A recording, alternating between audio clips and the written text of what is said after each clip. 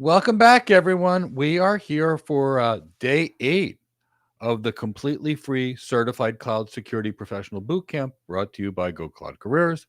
My name is Mike Gibbs, and I will be giving much of the presentations. But I will also be joined here by Mark Milovanovic. He's our Chief Technology Officer. He's a CCIE. He's a wealth of knowledge in any time we're getting in any kind of networking or security. So he's helping me out with this presentation, and he's going to be there to answer your questions and or potentially present. We never know. So that's what we have for today. I want to let you know that if you're just joining us and it's your first day, don't worry. You can go back and watch the first 7 days. They'll be available for you on our YouTube channel. I also wanted to let you know that we have a completely free ebook that our organization wrote for you to help you pass this exam. And because there were so many questions that were asked about careers, I also wanted to let you know that tonight, immediately, right after the boot camp, we're going to have a session on Zoom. It's going to be a 2-hour session where we will answer any kind of career questions you want. And that could be anything from how do I get promoted in tech to how do I earn more money, or what do I need to learn to be a SOC analyst versus a penetration tester versus a security engineer versus a security architect, or anything you want. And we'll be there for 2 hours. So come join us. Again, it's completely free tonight. And tomorrow, we'll host our How to Become an Architect webinar. And it's realistically for the cloud architect role, but it could be for the cloud security role as well, because we train so many of them as well. It could be for an enterprise architect role. And we'll go over really what we do as architects, the skills that you actually need to succeed inside these careers. And then we'll answer, again, any question you want. Want us to check into you or look into you and ask you questions, like a mini interview to see if you're ready for a job? We're happy to do it. Want me to check something on your LinkedIn profile and evaluate it for you after we do our webinar? That's fine. Whatever we can do to help you, and they're all free. So hope you take advantage of all those things. Now, over to you, Mark. Welcome, everybody. To say the least that I'm excited will be an understatement here. I wanted to commend every single one of you. You've done incredible attending these various sessions over the past week and a half. We still have about 3 sessions to go of some very great information coming up. For example, today we'll continue tackling some of these things, such as what are some of the key business continuity concepts that we need to cover. And then we're going to go into some of the compliance and governance issues as well. So there's a lot of exciting things that are coming your way, our way, and we're looking forward to sharing it with everybody. Now, something that I wanted to bring out to everybody is I came across a study that I thought would be fantastic for everybody to know about, since even though Mike and myself, we set ourselves on the side of being instructors, mentors, and teachers so often, we are still architects at heart. So with that also comes this idea that there's always some form of keeping up with technology trends, keeping up with what happens in one domain compared to the other domain. So we still have this type of student thinking as well there. And as somebody that still keeps abreast also of the marketplace, what I really found interesting about this study is that nobody ever considers small to medium-sized businesses. Everybody talks about the Amazons, the Googles, the Apples, the Microsofts. And I think these are the only potential candidates as to where you could potentially work. And yet what I found so nice in the study was that finally, even small to medium businesses had to acknowledge that they are prime targets when it comes to cybersecurity attacks to them. As a matter of fact, the study itself mentioned that a lot of the business owners still had that misconceptions that they were just too small to be targeted by hackers, that they had nothing too valuable that they could be interested in. And that simply making sure that they're in compliance with local laws and regulation was security enough. And yet, when you think about it, that about 20 to 25% of small to medium businesses are now being targeted, what we really find out is that they're not too small at all.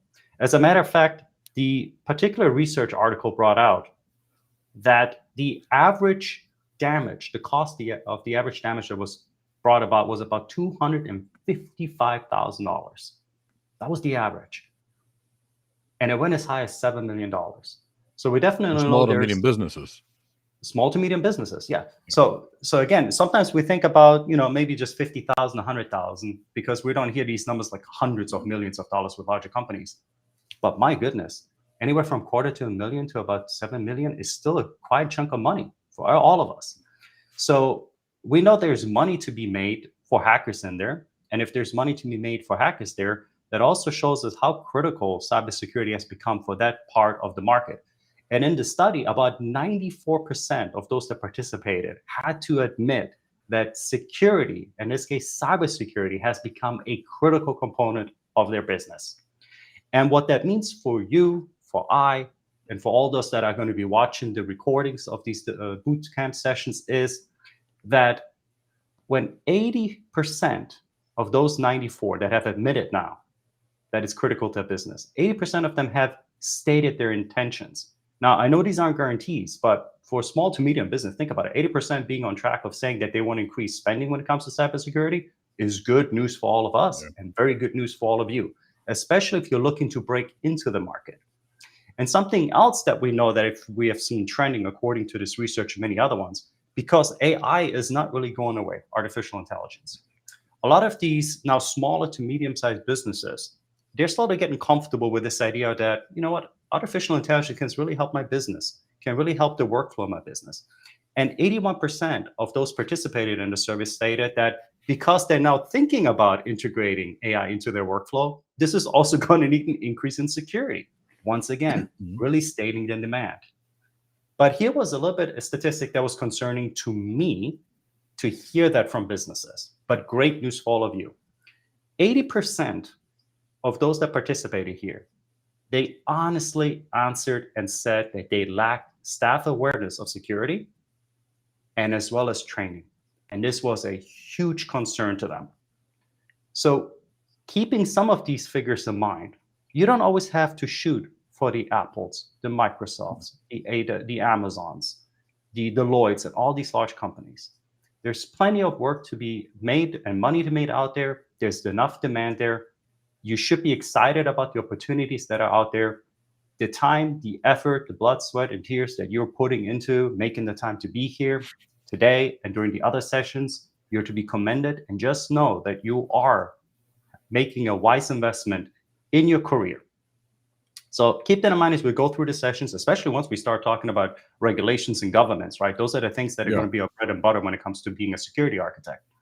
But in that case, Mike, everybody enjoy the session and the content that we have coming up. I look forward, and so does Mike, to your questions. Hopefully they're going to be fantastic as they have been over the past 8 days. And with that, Mike, I'll hand it back over to you, and let's get started with key business continuity concepts, please. And one thing I want to add to that, you know, Mark's not saying that these jobs don't still exist at the big companies. They do.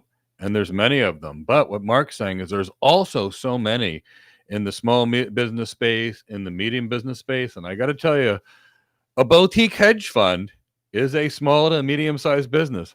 And they can pay, in many cases, a whole lot more than a big business. So don't write off small business. Sometimes small business is a great place to build your career. Sometimes big businesses. The real key is doing what you want and doing something you love and helping your clients. And that's the key to being successful. All right, let's get back to this concept. And we're going to talk about some key business concepts. Specifically, we're going to start talking about maximum tolerable downtime. So a business must know exactly how much time they can tolerate before it's too much. So if we have a business that's a global retailer and their website does $1 million of revenue per minute, and they've maintained a $50 million or 50% margin, what they're really dealing with is $500,000 a minute of free cash that's generated. And for that business, they may have a tremendous amount of debts. They may have a tremendous number of employees. They may have some very expensive IT systems behind the scenes, billions of dollars of them. So every dollar to that business counts. And if they lose a steady stream of revenue for potentially a day, that might be enough that that business won't be able to come up with the capital that it needs to pay some of its financing things, which could lead to all kinds of problems. So every business is what's called the maximum tolerable amount of downtime. And every business will be different. Its capital structure, its margins, its sales traffic patterns, what goes on in that business. For example, a hospital doing surgery, there's not a lot of maximum tolerable downtime. There's not a lot of maximum tolerable downtime on Wall Street for a trading system. But, maybe a university's classes could be down for 2 hours and nothing's going to happen that's that serious. Or maybe your Netflix is down for 4 hours and who cares? You watch another TV channel. There's things that are critical and things that are not. But the business must know that maximum tolerable downtime. Let's say that maximum tolerable downtime is 4 hours.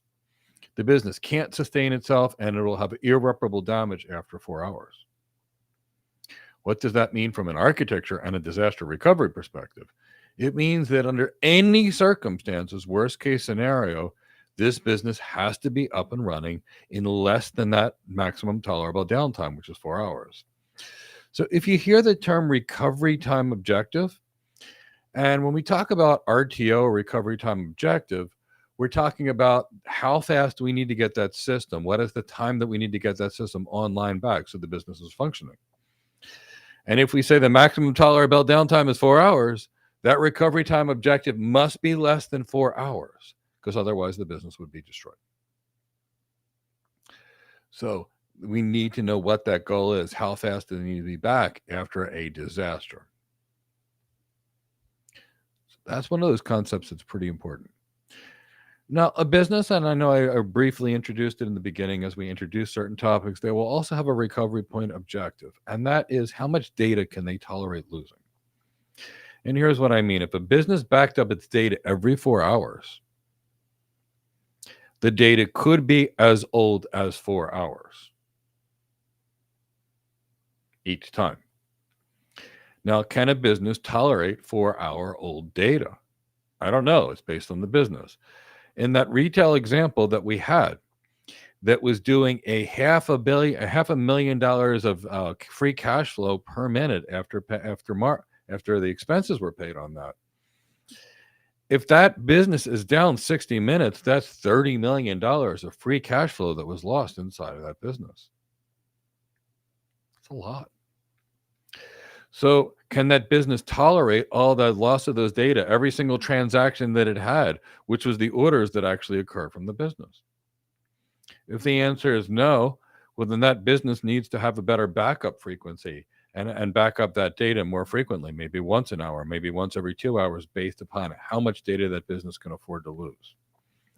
So that recovery time objective is how fast do we need to get the systems back on? And it must be less than the maximum tolerable downtime, which is where the business would get damaged beyond belief if the system stayed down.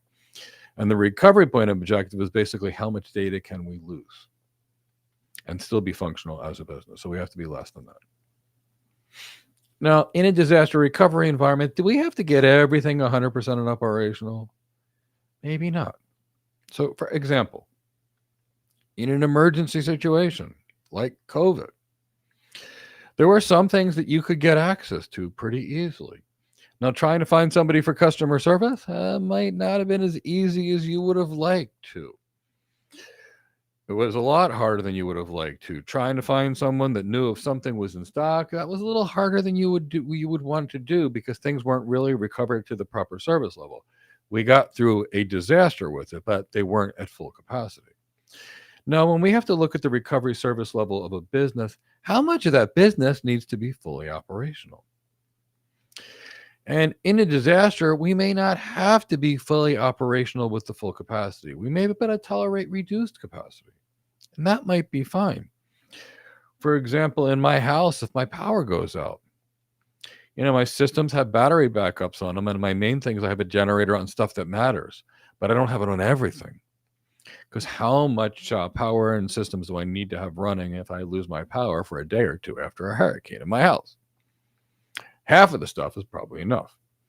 And that's really what we're talking about here. So maybe the performance is degraded of the systems, but they're still functional. Maybe the business has some of the systems that are up and operational. So, for example, during COVID, hospitals, for the most part, they did emergency procedures, they did emergency care, and then they took of COVID patients. What they stopped doing was elective surgeries, where someone gets a shoulder replacement surgery or a rotator cuff surgery when it's not an emergency because it's been bothering them for the last 3 years and they want to fix it. That kind of stuff got suspended during COVID because the hospitals operated at a reduced service level, that recovery service level. We could be dealing with that on our people, our processes, and technology as architects, and we have to consider all three. The next part is really thinking about risk analysis. I want you to get some of these concepts of risk analysis because everything we're doing, and I talked about some of these calculations in the beginning, I'm going to bring them up a bit again because we're now in the disaster recovery perspective. So we think about it here. We also think about it in what we're protecting from a cybersecurity perspective.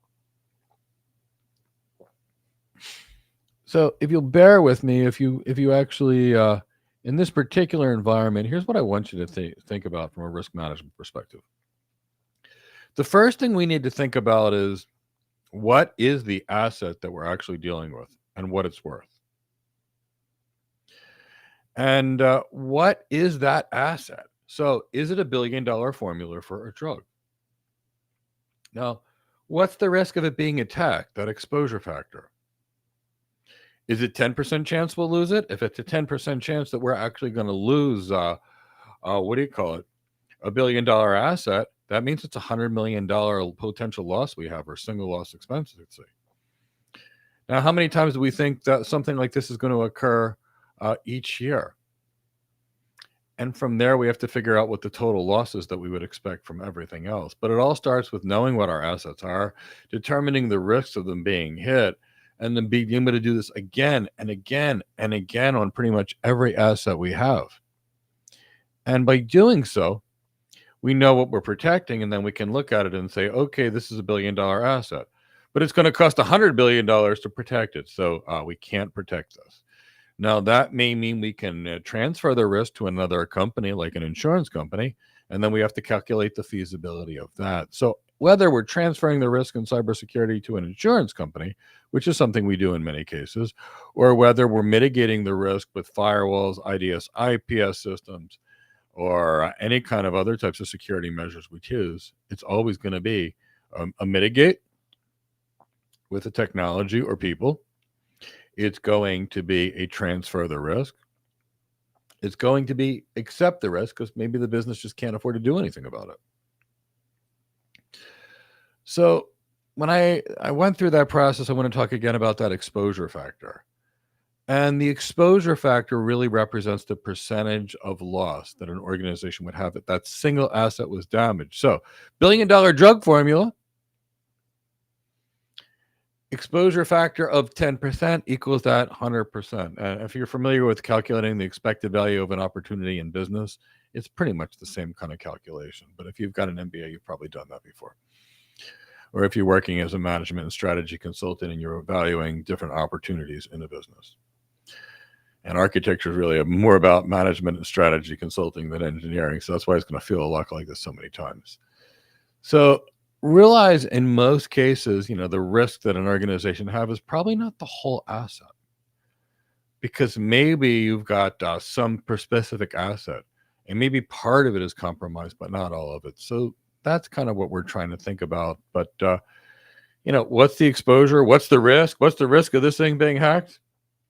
Well, either the company has some data from previous past experiences, which they probably don't, or you deal with a consulting company who may have this data from other cases, or you hire a bunch of statisticians and actuarials that are pretty good at calculating risk. So a lot goes into calculating risk like this.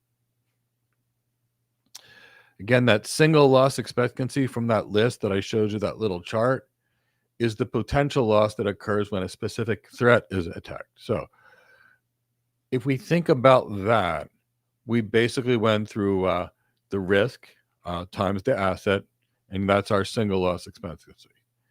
But what I want you to think about is a business has more than just one thing. It doesn't just have one asset. Do we think if we're dealing with a global pharmaceutical company, they only have one drug or one vaccine? They've got hundreds of them and thousands of them, and they're doing research and development on a lot of things, so they have a lot of assets. What's the risk of each one of those assets being compromised? So we have to repeat that same process of asset value times that exposure factor. We get a single loss expectancy.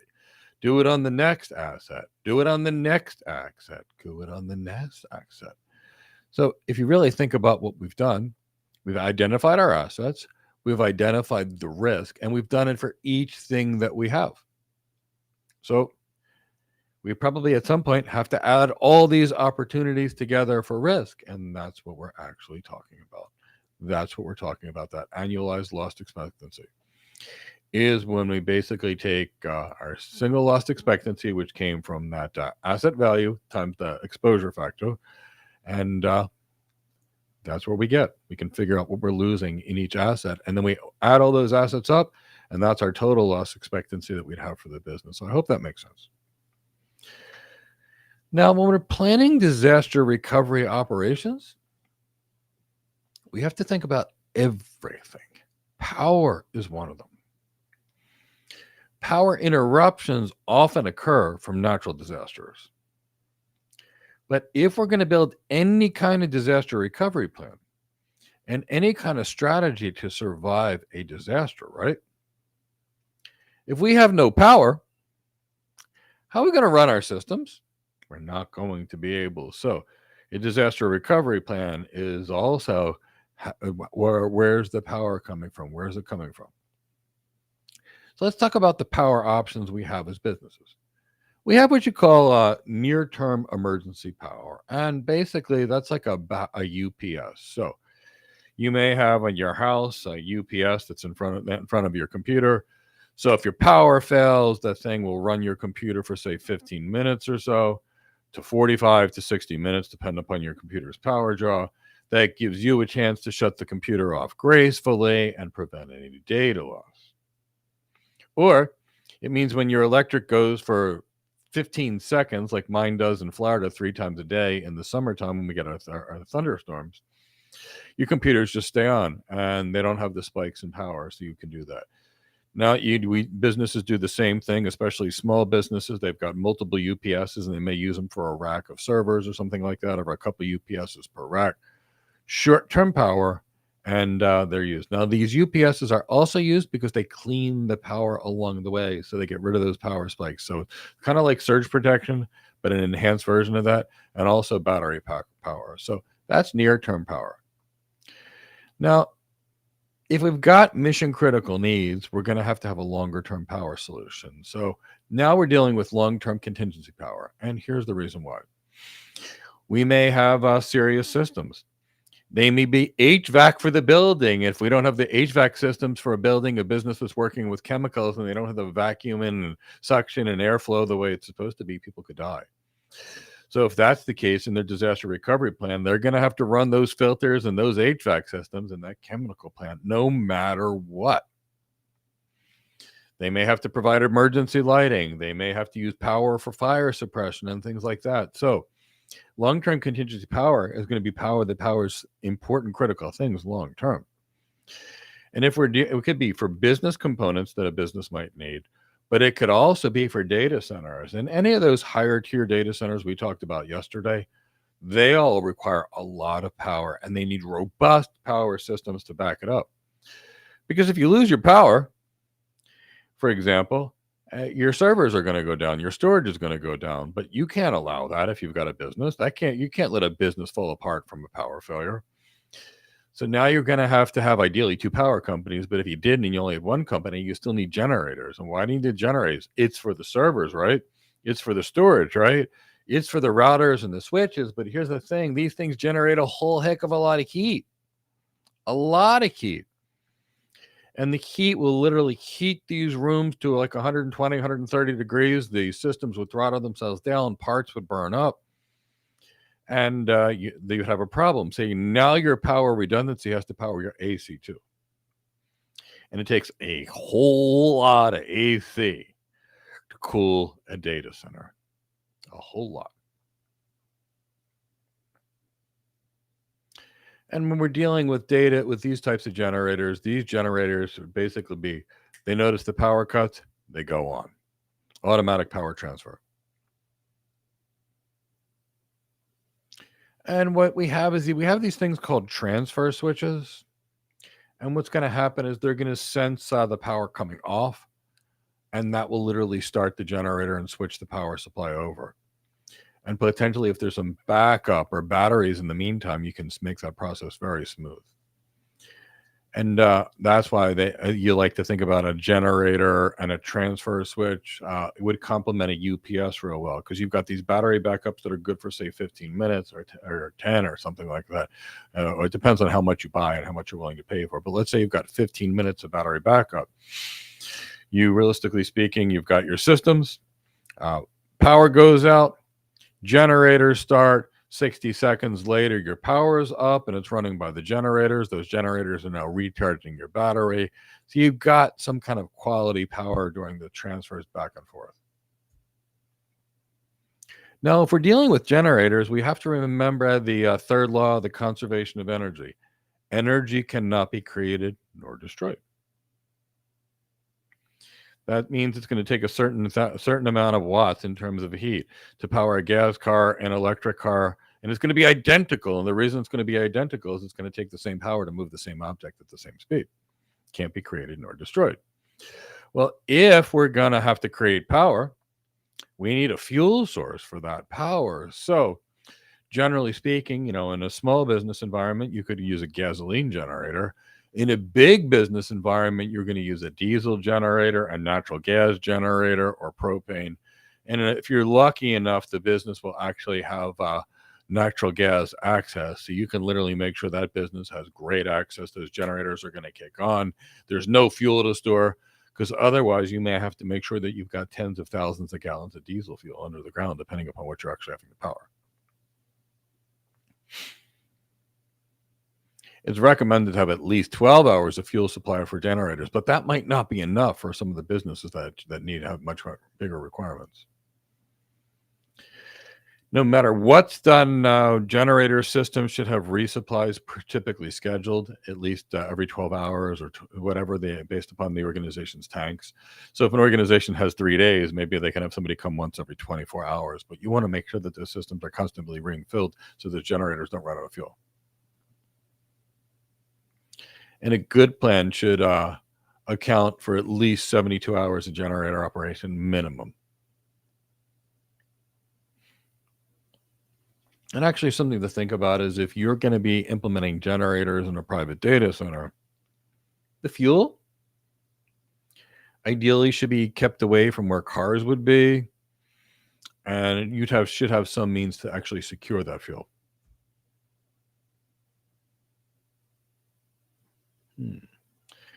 Before we start talking about testing backup disaster recovery plans, I think it's probably 20 minutes. Mark and I will pop up on screen, see if there's any questions. And if there are not, we'll go back to the content. All right. Tyrone, if you can pull up the question from Cloudy, so we can touch on that before we go into the other aspects. So Cloudy asks, in order to meet the stated, I believe you meant recovery point objective, as well as the recovery time objective established by a company, does it matter if it is full or incremental backup? Mike mentioned backup frequency. Could just the delta help meet the requirement? So if you don't mind, Mike, I'll give my opinion on that one first. Yeah.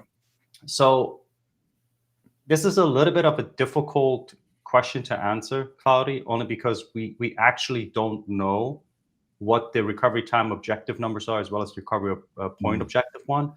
But I will put it this way.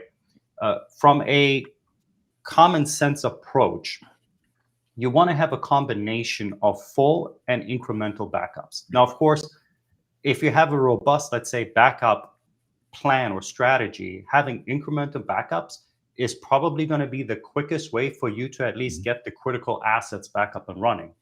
And the reason I mentioned that, I actually was in a situation, we had a customer that was using a third-party cloud environment. There wasn't none of these big, large cloud providers, so don't think that. And they got basically taken down through a denial of service attack.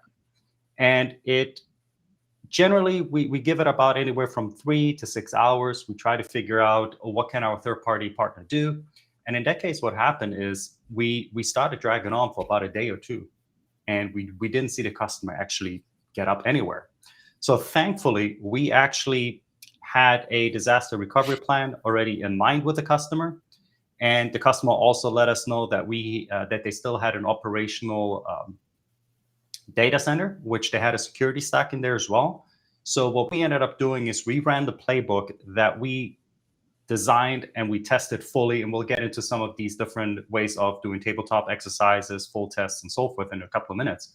But we were able to get them back up and running literally within about 2 hours after we found out that our cloud partner just couldn't cut the mustard at that point. Now, we did make some changes there. Now, we had, of course, the backups and everything that we needed to do. We were able to reroute the security stack into the private data centers. All that was fine. But something that we noticed also there was our response time was a bit lacking. So it wasn't all roses, as they say. So we also had to make improvements in case something happens in the future to adjust how quickly we can get them back up, this recovery time objective, compared to what we did before.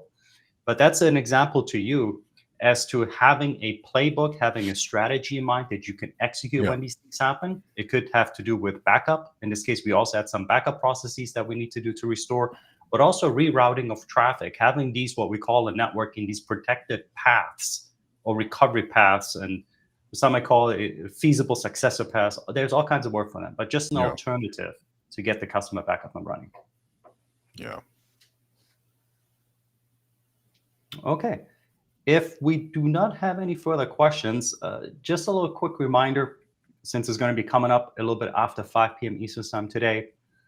If you want to have any questions in regards to career trajectory, how you might want to get there, or anything in specific in regards to what situation you're in today, let's say you might be in a help desk engineering role, or let's say you're completely distanced when it comes from tech, but you're looking to find out what can you, from a practical point or vantage point, do to get into security, to get into cloud architecture, and so forth, be sure to sign up and join us a little bit after 5 p.m. We'll get on Zoom. Beautiful thing is we can see you if you have a camera, and then we can do what we all do best. We can have a conversation about what you're looking to do, why that might be something that is great for you. Maybe we need to make some slight adjustments. In either case, it's worthwhile signing up, and we hope to see you there. With that in mind, Mike, I'm going to hand it back over to you, and let's take a look at testing. All right. So we will talk about testing of business continuity plans. So we create a plan for disaster recovery. Now, is that plan actually going to work? So we need to test it. So there's a lot that goes into building a plan. In my youth, I was part of the fire department, but most of the work I did, I was actually as a paramedic. And, it was pretty interesting, some of the things we learned. We learned that the average person, when they needed to dial the emergency number to get the police or the fire department to call, couldn't actually call it under stress. And it got to the point that the fire departments and the police departments recommended people unplug their phone, and in the US, practicing dialing 911 to get used to that motor memory in their fingers, or like a 999 or a 99999 in the UK, which I think it's 4 nines if I remember correctly. But there was that. And you may notice some businesses actually attempt to do fire drills because they want to see what's going to actually happen, to see if they can plan things right in the case of an emergency. Well, the same thing is here with the disaster recovery plan. If you build this plan and you don't test the plan, you may be surprised how things work or don't work. And you really don't want to find this in an emergency. In emergency management, realistically speaking, and throughout your career, you generally don't rise to the occasion. When you're stressed, like if there's something coming at you and you block it, you typically fall to the level of your training. You're not rising to do something you're good at. And when you're under load or when you're under stress, you're never as good as you really are when you're at your peak. So we fall. So we have to make sure we test this plan, because in an emergency, things are going to be a lot worse. People are going to be stressed. People are going to be panicking. The thinking part of their brain, the prefrontal cortex, is going to shut off, and the amygdala is going to kick in that fear center, and they won't be as smart. So we've got to test these methods. So let's talk about, how do we test disaster recovery plans? Now, there's a couple ways. One way, this is not exactly the most effective way, but it's one way, that we do something called tabletop testing. And basically we get everybody around a table and they all describe what they do in a disaster environment. Now, here's the thing. This thing is a good thing to do from the senior leadership team that's going to run through these things the whole time. And it's got a minimal impact on staff productivity because you're not bringing in everybody else, but it's role playing. So it lacks the stress. Next thing related to is a dry run. We actually go through it where the organization will describe their responses and they'll perform minimal actions. And they'll do this to kind of minimize minimize the impact on productivity. But note, most of those things are under low stress. The emergency is under stress. So many emergency preparedness people actually train you under stress. I was on a martial arts trips many years ago, and they took us into a dangerous environment and they blindfolded us and they attacked us to see how we would survive under stress because they tried to terrify us first to see what we would do. Great experience. But think about that whenever you're dealing with testing plans. People are going to be stressed. So that brings us to a full test. And a full test is where you do this unscheduled, unannounced scenario and you run it as a drill through the entire business. It includes everything. You fail over to your backup systems, you evacuate your facilities. And these are really useful for finding the shortcomings in your plan because now when you put all the pieces together, what look good on paper, you find may not be great from reality. So it gives you an opportunity to fix that plan. Now, we're going to talk about legal and compliance issues. You know, the thought of a law career for me sounded a little worse than anything else I could potentially ever think of because it's not something that's super exciting to me. So when I learn a lot of these laws related to security, it's a little rough for me. So if it's kind of rough for you, I apologize. These things are on the exams, and many of these things are also important to know, these legal and compliance issues. I'm going to cover them, but if it reads like the old school manual to a computer that 20 years ago where it came with an 800-page manual, yeah, a little bit of that's the way legal and compliance issues can feel. So let's first talk about legal and compliance issues and awareness. Cybersecurity professionals have to be aware of the numerous legal and compliance issues that exist, especially when operating in the cloud. And this includes international laws and international regulations and standards which also require compliance. So if we remember, cloud computing is basically sharing space in somebody else's data center. We have to remember that these data centers together are connected together via a network. So we also have to remember that the cloud provider has us sharing our stuff on the same physical hardware as other people, separated by logical things. So it is a still good degree of security on the cloud, but it does bring things, challenges from a security and a privacy complexity perspective, especially when you start thinking with local and international laws, which talk about where your data may be, where your cloud provider may be copying around to different parts of the world. You really have to think about it. So where are the laws we're going to come from? So in the United States, laws either come from the Constitution, they come from federal or state legislation. There are either administrative rules or regulation. Well, there's case law, there's common law, and then there's contract law. So let's begin with constitutional law. What is it? This is considered to be the most supreme law of the United States, and theoretically, no policy would ever be able to conflict with it. So that's the constitutional law and the amendments in those constitutions that theoretically are there, and they are the supreme source of law. So when we start looking at the Constitution, we see, for the most part, the first article established the legislative branch of the government. The second article was realistically related to the executive branch of the government. The third article was related to the judicial branch, and then we have Article 4, which defines the relationships between federal and state agencies, for example. Lots of things that you need to be thinking about and where these things come from. So in order to add an amendment to the Constitution or really change this kind of a law, what has to happen is Congress will have to pass the law by a 2/3 majority. and then the amendment will be sent to the states for ratification. And ratification would require approval by 3/4 or 38 out of the 50 states. So the Constitution currently has 27 amendments, including the Bill of Rights, which is the first 10 amendments. Now, in the Constitution, there are some privacy protections to a degree. So the Constitution doesn't explicitly mention privacy, but there are some privacy protections that come from the Fourth Amendment of the Constitution.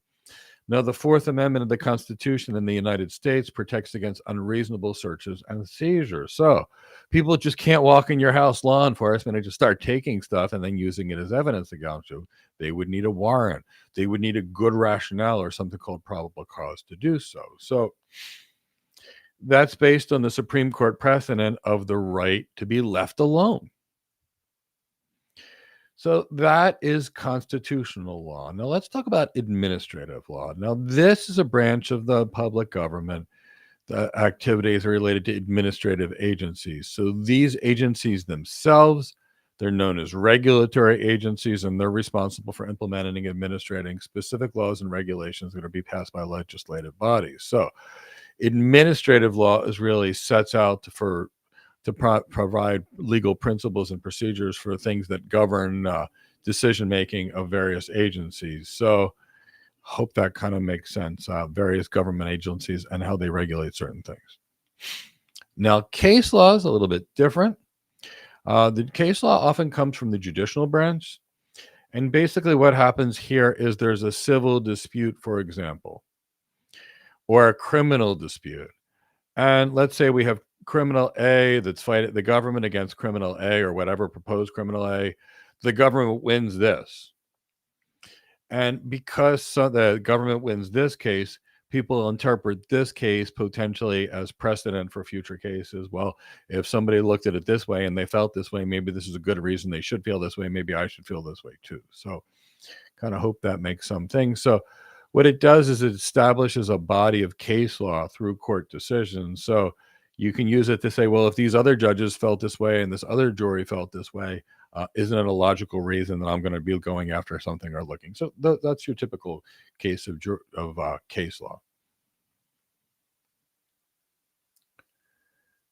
So courts also have to find something called the binding precedent, and that is basically a principle of they have to let a decision stand. So past decisions can form precedents of future decisions in the same type of a court and a subordinate court. So sometimes the Supreme Court is even cautious about passing or overturning old decisions because many other cases have used those old decisions as precedents in their cases. So let's talk a little bit about common law. And really, that's a body of judicial precedents or things that were like kind of laws in the past that have been passed down through generations. So it may actually have things that are legal principles that are not even like written down or codified in legislation, and they may be actually in some cases tracing back to the English court system. So kind of hope that makes sense. So there's lots of laws like that as well throughout the world. There are some privacy protections under U.S. common law, and that protects an individual's right to privacy. And examples include torts of negligence and invasion of privacy. So common law may have relationship with other laws. So constitutional laws and legislative laws can actually override common law. Common law, the law will often fill gaps that are by other laws. So basically, there may be one law which says this and another law which says this, and there's this common law thing in between. And realistically speaking, because nothing is, either this or this, there's always some intermediary. They can use these common law things to flip a decision this way versus this way.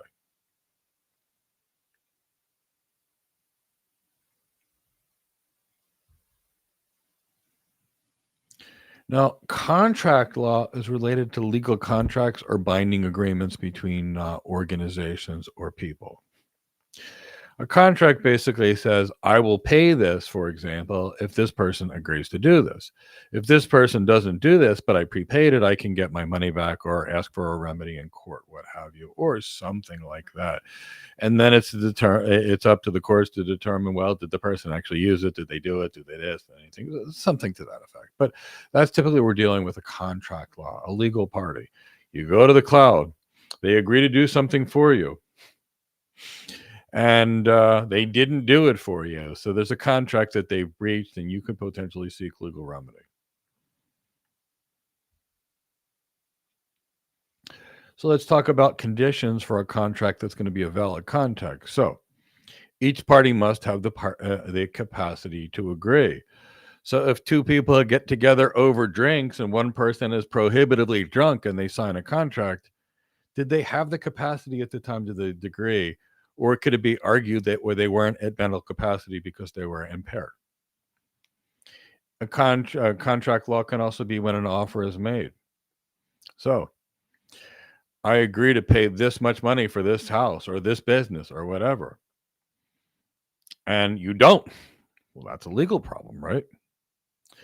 But it has to be an accepted offer too. So if I found this Maine Coon cat and I really loved the cat, and the breeder said, I want to accept this much money, and I said, I'm willing to pay you this, and they didn't agree to say, yes, I'll accept it. Well, that's not a full contract either, because the other party has to accept it. Generally speaking, in a contract law, both parties have to exchange something of value. So let's pretend a Maine Coon cat is $5,000. I've been looking at Maine Coon cats. I love cats of all kinds, rescue cats, Maine Coon cats, ragdoll cats. So, there has to be an exchange. The exchange is the kitten for the money. And that's the exchange. So there has to be some kind of exchange in some way, shape, or form in contract law. And there should be something called mutual intent, which is both parties that are going to agree to be bound by the contract and being bound by the contract. So now if party A agrees to do something, party B agrees to do something, and somebody doesn't do it, now they have what's called breach of contract. And this is typically handled in a civil court. And a court can basically destroy the contract by canceling it. They can enforce the contract. They can award damages. They can do lots of things. Now, organizations may actually deal with privacy in contracts too. So organizations may include privacy protection clauses in conference with vendors. So if I leave a vendor, you can't tell certain things about me. If you're at a big company and they offer you a 6-figure severance pay, you're agreeing not to sue them, not to malign their name, not to say anything negative about that company, what have you. Privacy in the contract. So let's talk about analyzing a law. We have to be thinking about what's going on. A lot of these laws change a lot. They get updated. So new privacy laws are being regularly passed. And we're not just talking in the US, we're talking about globally. So now you're in businesses that are going to be regulated by a lot of different things in parts of the world.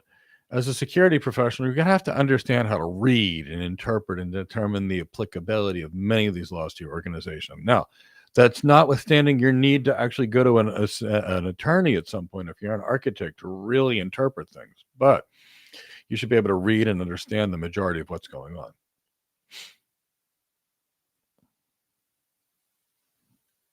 So let's talk about analyzing a law. A little more about it. The first thing we need to deal with if we're dealing with a legal challenge is where's the jurisdiction? Where's the issue? So is it in Palm Beach, Florida? Is it in San Francisco, California? It's going to change everything. The people, the culture are different in Palm Beach than they are in San Francisco. The jury is going to be comprised of different people and that are going to think and act potentially different in different parts of the world. So first part is where's the jurisdiction? Where's the law? Where is it going to be prosecuted? Where it's going to be tried? That kind of thing. So a lot of that has to do with reading the law itself and checking the legislative body and the powers that it has. Interpreting laws is complex. They're not written to be straightforward, and that's for a reason. They're written to be, to some degree, subject to interpretation, so you've got a little wiggle room for the lawyers that can argue in either case of either side. So they're going to be done that way. They're going to be very complex. Then we have to think about the jurisdiction. Where's it going to be? Not only like a city or a state, but is it going to be in a federal court? Is it going to be in a state court because it's covered by state law? Is it going to be in a circuit court, a federal court that's got the geographic authority over a specific state?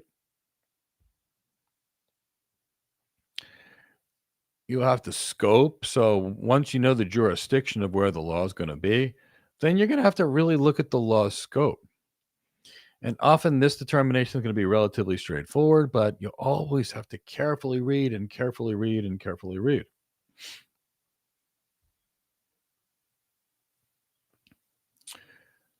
I'll briefly talk about the two types of liability. And there are, for the most part, they're either criminally liable or civilly liable. So, criminal liability is when you break the laws, a criminal law. If you steal someone's car, chances are that is a criminal law. If you steal something from a store, in most states of the United States, that is considered to be a criminal law. In some states, you can steal a certain amount each day, but as a rule, in most cases, stealing is considered illegal. So if you break the law and you go and you steal a car, the government can criminally prosecute you, and they can do things like put somebody in prison. Or they can submit a fine or make the person do community service or some other form of restitution. Criminal law. Now, in criminal law, it's the burden of the government to prove beyond a reasonable doubt that the person is, in fact, the criminal. Now, civil law is a lot different. Civil laws, when a husband and wife, they get separated, they get divorced, they define their asset. Civil law is you bought a firewall from someone, the firewall didn't do what it was supposed to, and there's some remedy or money that's being expected in each case. This is a little bit different. And in this case, the cases are not going to be bought by the government, typically speaking, like they would be if a property was stolen or a person was harmed. They're going to be bought by a person seeking a specific remedy, which is usually finances. So it's a different environment. Now, there's also a different standard of proof. So in a criminal environment, it must be the preponderance, it must be beyond a reasonable doubt. In a civil case, it must be that the evidence more likely suggests that it happened than it didn't for the most part. The preponderance of evidence. So one is supposed to be proven, and the other one's more like a study where the evidence sort of suggests something, so they made a ruling. It's a little different. Now, when it comes to committing a crime, there's typically something called mens rea, which is really, if you literally translate, I think it's from Latin, it means guilty mind. And it's the intention to commit a crime. And if you're going to prove criminal liability, in most cases, it's because somebody tried to do something and they planned to do something. It wasn't like an accident where they accidentally broke the law. It's a little different than something that's planned.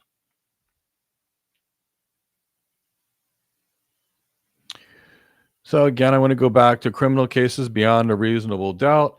In civil cases, preponderance of evidence.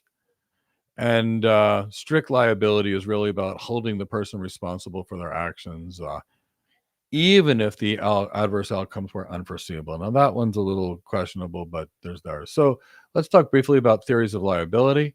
It describes conditions required for finding liability in a criminal or civil case. And the standards or the requirements to get this kind of information is going to standard by state and the such.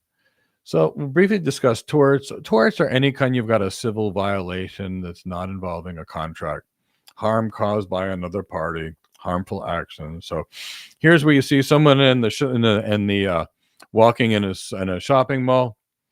They slip and fall, and then they sue the mall because they say the mall's floors were too slippery or some kind of thing like that. That's typically what you would think of as a tort. Or the person that got coffee from McDonald's and the coffee was hot and they burned themselves, so they sued McDonald's for making hot coffee. That's typically what you think of in terms of a tort.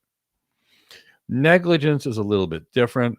Negligence is a common tort where harm is caused by either action or inaction. So maybe there was a duty to care and the duty to care was not there. So you had a paramedic on an ambulance.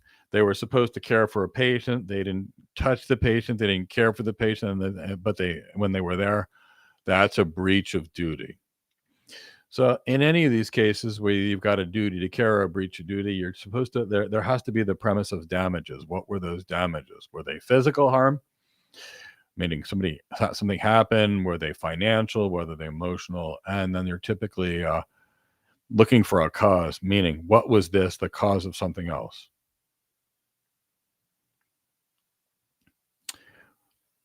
One thing we should talk about is invasion of privacy to a degree, and that's going to be a tort that's established in common law. So anytime an individual's rights are violated, that can be an opportunity there. So people have a right to privacy, and if they feel like they're being badgered or constantly expected, that's not invasion of privacy.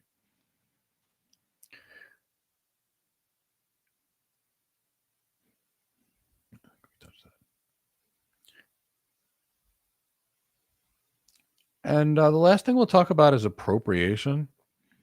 And that's basically where you use an environment where someone's name or likeness is used without them. And that's a common basis for a class action lawsuit against a company with data. For example, their data has been breached. Lots of people used it, and then they use your personal information. But appropriation is more like you take someone's photo that you don't own, and then you do something with it. I think that's a pretty good spot for questions. And I'm not an attorney, so I'll do my best with Mark. Yeah, I guess we have to preface that this entire section, we're not lawyers. We don't have training in law. We don't have our licenses. So this is for educational and informational purposes only. You should always get a hold of your legal department to get the details. So now that we have that on video, let's take a look at our first question and see if we can make some heads and tails about this. So Sei says, this is interesting. I hope I would not have to get my law school books out for the CCSP exam. That really depends on you. I mean, there's some people that this is really fun to them to dig into the details of these things. That's why we have people that endeavor to study these. But I would say for the sake of the CCSP, the amount of details that Mike so far has given you all, that's what I would stick to.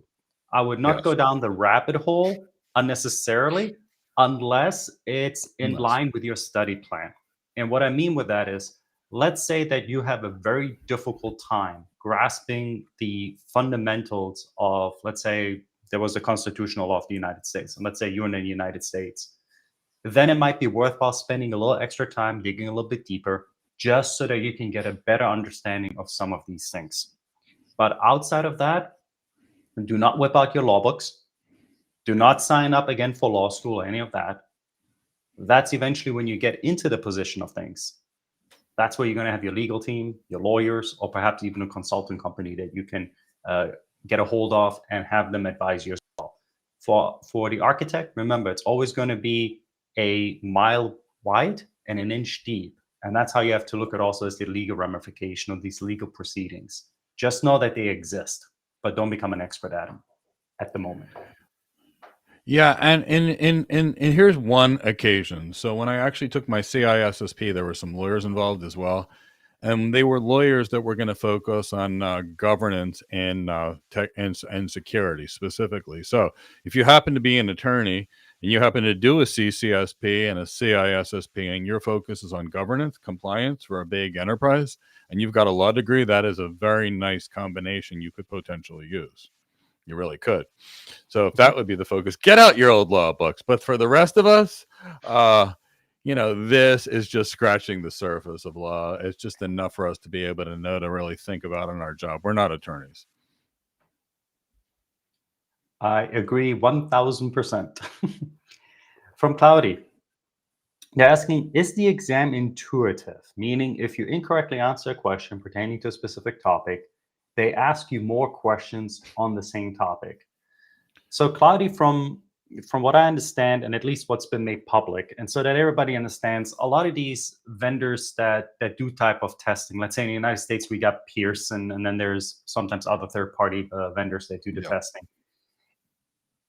We can only go by what is made public. They don't always give you all the details, and there's feedback from the community as well. So when it comes to the CCSP, from what we know so far is that the tests given in the English language seem to be adaptive. So that's something you need to keep in mind. But a caution there too is, I can tell you, for example, let's say you get questions wrong. This is generally how it works. If you get a lot of questions wrong, let's say on legal requirements or governance, that they're going to give you 4 other questions. I don't know what the percentage of that's going to be. But you definitely should prepare for that. It's going to be adaptive, meaning that they're going to try to draw you out so that you can get better at a topic facts that you're lacking. And also that there's going to be these experimental questions that are going to come in. And you want to know about them and not be confused into thinking this is them testing you on stuff that you've never heard of. That is them testing out if these are good questions, if they're worth keeping, and perhaps in the next iteration, they'll add them to it. For all the other languages that the IC Square offers for the CCSP exam, you're going to be basically in a static mode of about 150 questions. So everybody's going to get that particular pool, and that's what you're going to be, for good, better, depends on how you view it, going to be stuck with. But I hope that answers a little bit more of your question, Cloudy. I would say with these questions, they're not going to be the kind of questions that most people are used to. They're not going to be a vendor certification that's going to ask you, what does an Amazon resource and an ARN number look like? And then they're going to go samples and they want to show you this. This is going to be a application. So a business has this, its risks include this, this, and this. Which advice might you do for this particular situation? Could be the kind of question where you're going to have the information, but in the information, you're going to have to know what that information means.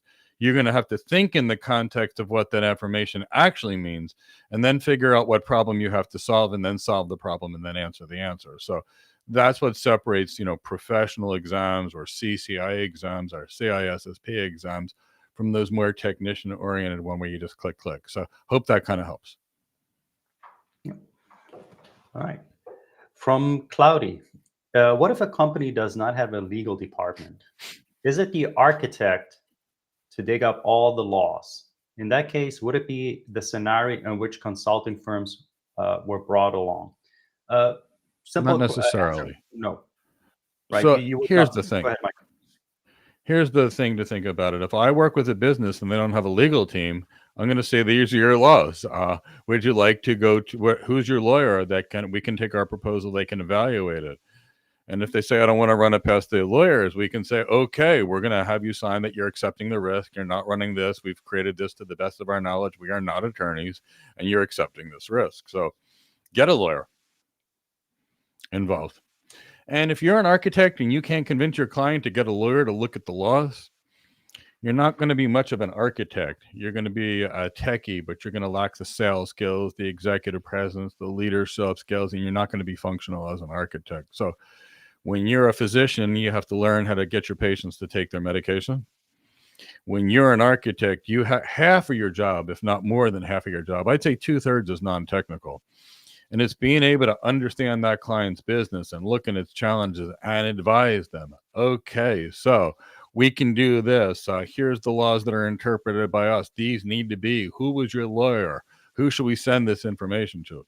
And it's up to you to be able to do it. It's also up to you. If you can't convince them, I'd say first thing I would do is I would upgrade my architect skills and upgrade my sales skills. And I'll tell you why and who gave me that advice many years ago and how much it changed my life. I would say upgrade those skills because that's the only way you're going to be successful long term. Where did I learn that you need to learn how to sell and how critical it was? I hate to say this. It's ridiculous. In my youth, the first time I wrote a Coumadin patient for a prescription, the patient had a condition called AFib. And if we didn't get their heart, if we didn't do anything to make their heart not clot, with the chances of them getting a serious stroke and being paralyzed or dead within 12 months was like 75%. So with that particular patient, I had to give him Coumadin, and the patient said, "Isn't that the same thing you use as rat poison?" And it technically is, but in some cases we use it to save lives. In other cases, it's used for rat poison. And when I couldn't figure out how to convince my patient to take this medication, and I had another physician come in and they said, "Mike, you better learn how to sell, because if you can't convince your patients to take their medications or get surgery when they need it, they're going to die. So learn to sell, Mike." And I'm going to say that as an architect. If you're an architect and you can't convince your clients to do what they need to, the architects are sure will fail. And at some point, they're going to come back to us and they're going to say, "What did you do?" So I'd say make sure you improve your sales skills if you're not a great sales rep, and learn how to do it. And as a bonus, and if you want tonight, when we talk about careers, I can show you the difference between architects that can sell and not sell on the pay scale. And I can show you the hundreds of thousands of dollars difference per year. So I would say become a great sales rep and you won't have this problem. So we definitely would say that. So just to confirm, I can kind of summarize it up. That means we won't be digging up any laws as an architect, but if we're being attributed the title of trusted advisor by our customers, by our clients, or our employer, then it is our responsibility to make sure that we are aware of when proper advice needs to be given, such as, "Hey, this might require a legal team to take a look at it. We might need to get something." Is that correct? Yeah, we have to understand the basics of these laws, but the true interpretation of these laws, there are companies that have hundreds of lawyers that are literally interpreting these laws to be able to make a recommendation out of it because they're so convoluted in so many cases. We're just going to do our best, and then we're going to hire professionals. Okay, great. Thank you for clarifying that. All right, let's take a look at our next question, please. And this is from Scooby Dow. He's saying, are architects commonly bound by contract to budget limits? So, as a rule, you're not going to be bound by anything. So, architects are going to work in one of the following places. I'm either going to work at an Amazon, a Cisco, a Google, an IBM, a Microsoft, a Palo Alto, a Zscaler, a Fortinet, a Checkpoint, an Extreme Networks, and Arista Networks, a company that makes something. And in that case, my job as an architect is to design something and sell it to you. Or I work for the end customer. If I work for the end customer, let's say I'm one of the 1,000 architects that works for a bank. The bank itself has budgetary constraints. I am an employee in the bank. So no. Now, my department may actually have a budget limit, but generally speaking, architects aren't bound by contracts. We're consultants. All right. And Kennedy, since you asked what page are we on, we left off on page 334 of the study guide, just so you know. All right, Cameron, let's take a look at our next question, please. And this comes from Kennedy as well. He says, "Hello, Mike. If it is ascertained that the breach in the data was due to the negligence of the cloud company or cloud computing company, can the client sue for damages?" Well, it's all going to be based upon the contracts that are actually between the cloud provider and the client organization. So the cloud providers have an army of legal people, and they're going to make sure that those contracts protect them in the event that normal things do occur in most cases. So more likely what you'll be able to get is if the cloud provider is completely hacked, they will credit your bill for something for whatever service disruption there was with regards to meeting those LSAs. But trying to be able to do that to some degree, potentially, like you could get sued and then go after and sue the cloud provider, but it's going to be rough to try and see it. It'll be interesting to see what actually happens with CrowdStrike. So Delta Airlines has decided they're going to sue CrowdStrike for the patch that CrowdStrike pushed to many computers around the world, which caused a severe outage. What's also interesting is when CrowdStrike came to Delta, they tried to send people on site, and Delta rejected them. They had given them advice, and Delta rejected their advice. They rejected their security guidance, and then poof, something happens, and they're now trying to sue CrowdStrike. I'll be curious to see if they actually win anything there. Or, I mean, they'll probably settle it out of court just because you never know what's going to happen in a court. But I don't think it'll be a big payout for Delta on this one. Yeah, I have to agree with you on But I'm that no one too, lawyer. Mike. We definitely would have, you would have to definitely consult your legal team on that. And I'm going to give you another example. But before I do, is understand your shared responsibility model.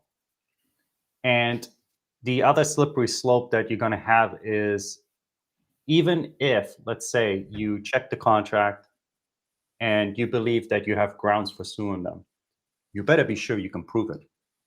I mean, you're going to require evidence, right? So for that, you're going to have a good chain of custody in place, a strategy on how to actually gather evidence, how not to tamper with evidence, or at least make people feel like that you're tampering with it. So that's going to be it.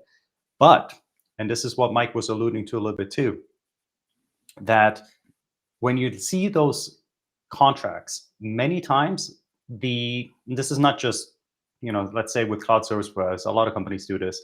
They'll have waivers in those contracts or limitations in regards to what they're going to be liable. So you'll definitely have to be aware of what that is before you go down the rabbit hole. The other thing I was going to mention is why it's so important to keep track of laws. There seems to be a suit that's coming up that's going to involve companies like NVIDIA and so forth that are going to seek some type of protection in regards to perhaps over forecasting, overestimating to their investors on what the return on investment would be like. This goes back a few years when there was a huge hype with mining, crypto mining, Bitcoins, and so forth. And apparently, a lot of investors felt like that certain companies overestimated what they were projected to make.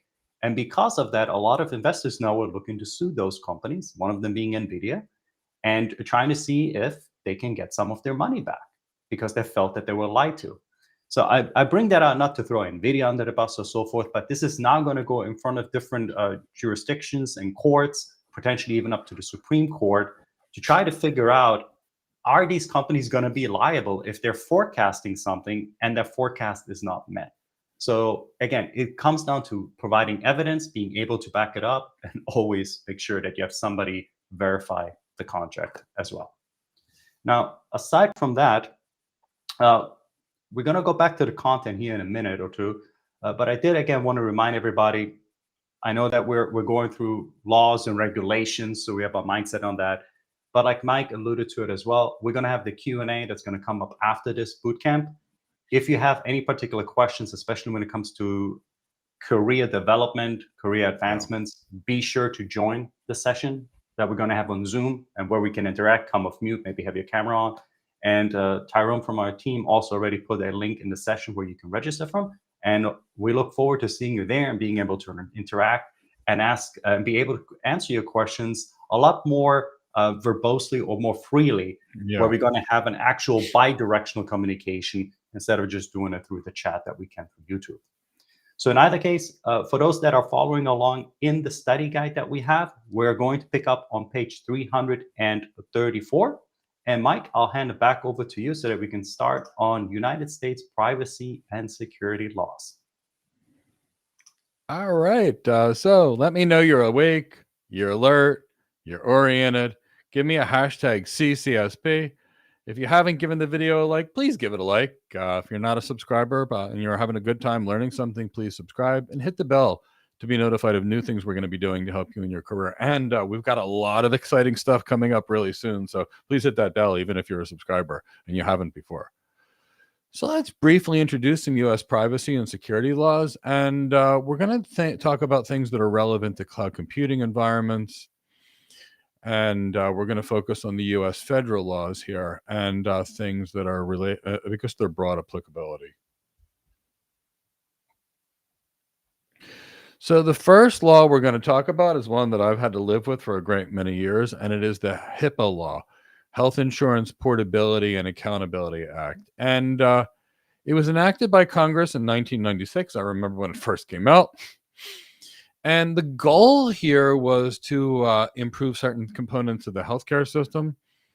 And it was designed to help promote data sharing between people that needed to have the information. So the provider doing the procedure the person paying for the procedure.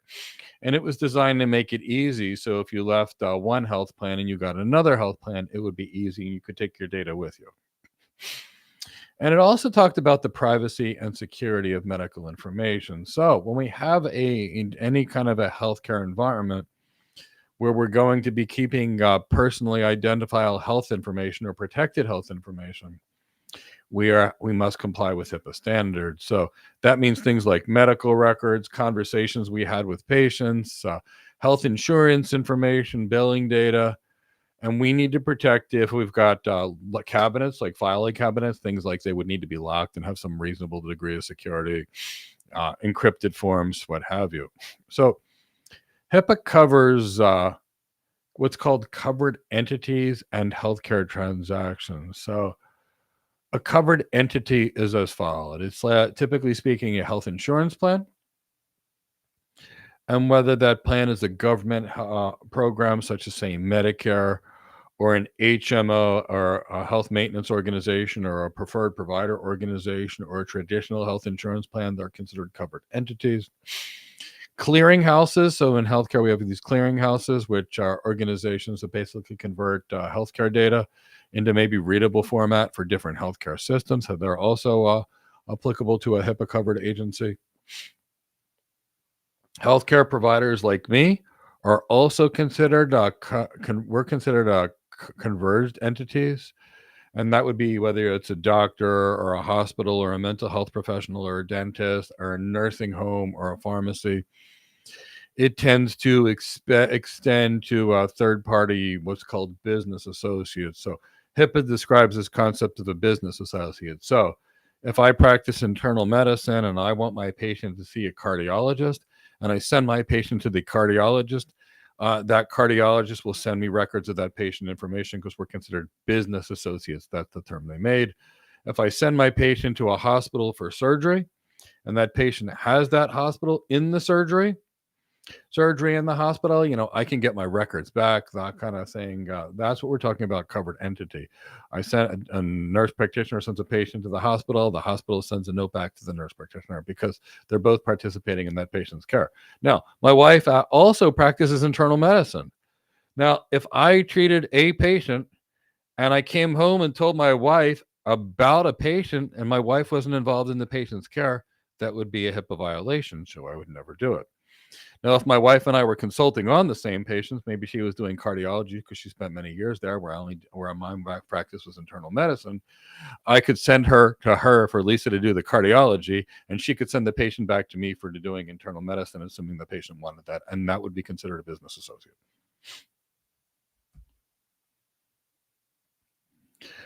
So when we start thinking these requirements come from the Center for Medicare and Medicaid Services. And the HIPAA rules were slightly changed around 2000. And the HIPAA privacy rule of 2000, we're protecting public health information. We require an implementation of some kind of an information privacy practice, some degree of some kind of security that we can talk about with regarding to safeguarding information. It limited data use and data disclosure without the patient's authorization. It granted patients the ability to view any of their medical records at any one point and correct them potentially if they find errors.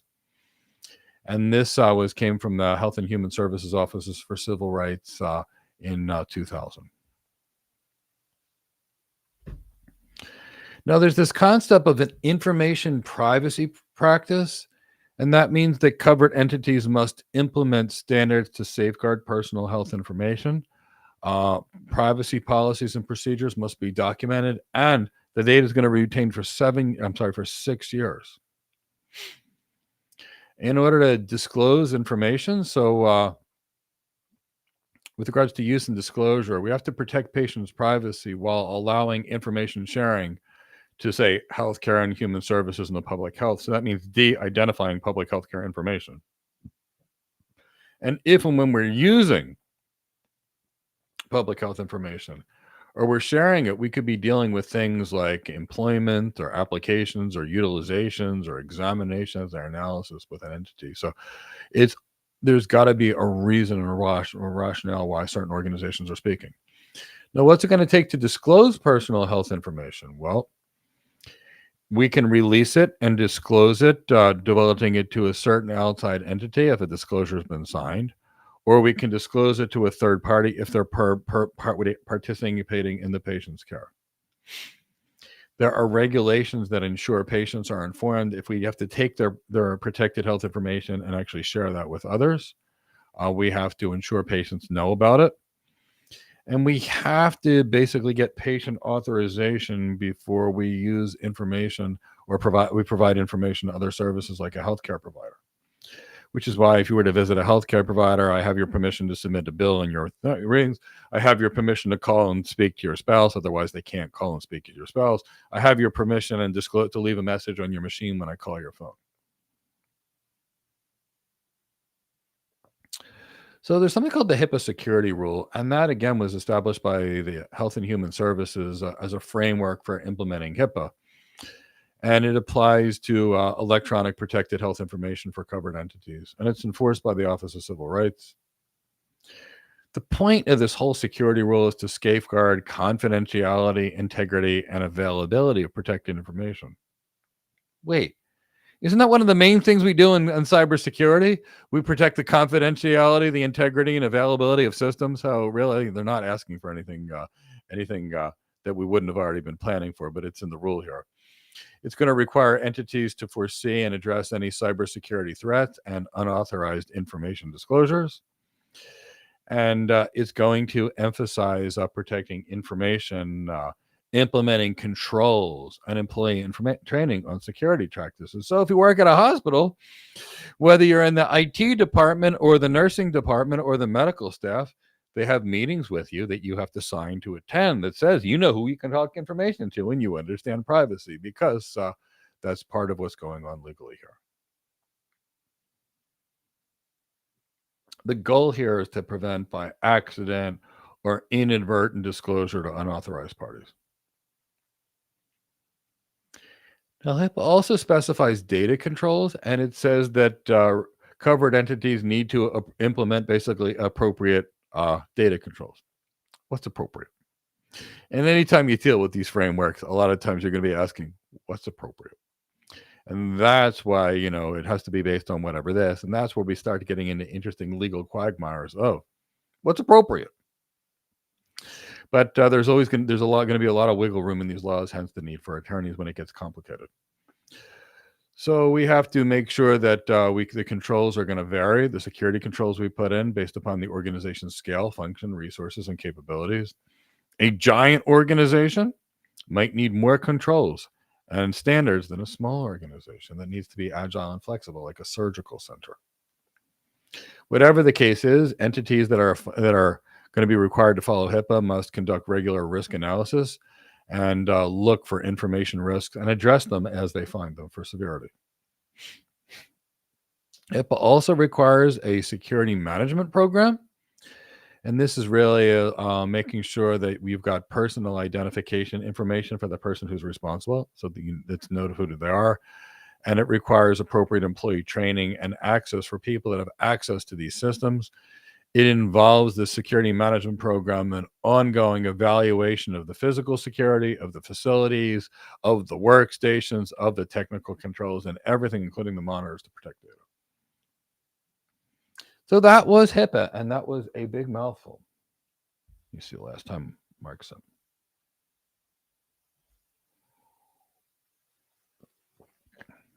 All right, so we're going to get into another act.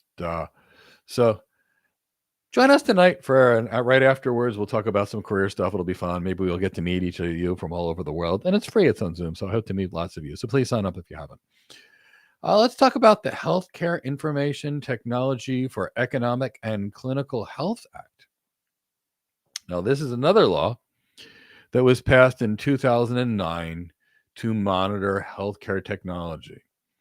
And it provided incentives to put electronic health records inside of medical organizations. So prior to this, organizations were paper. After this, organizations were tech. Because what happened is that government would basically say, you must use IT systems.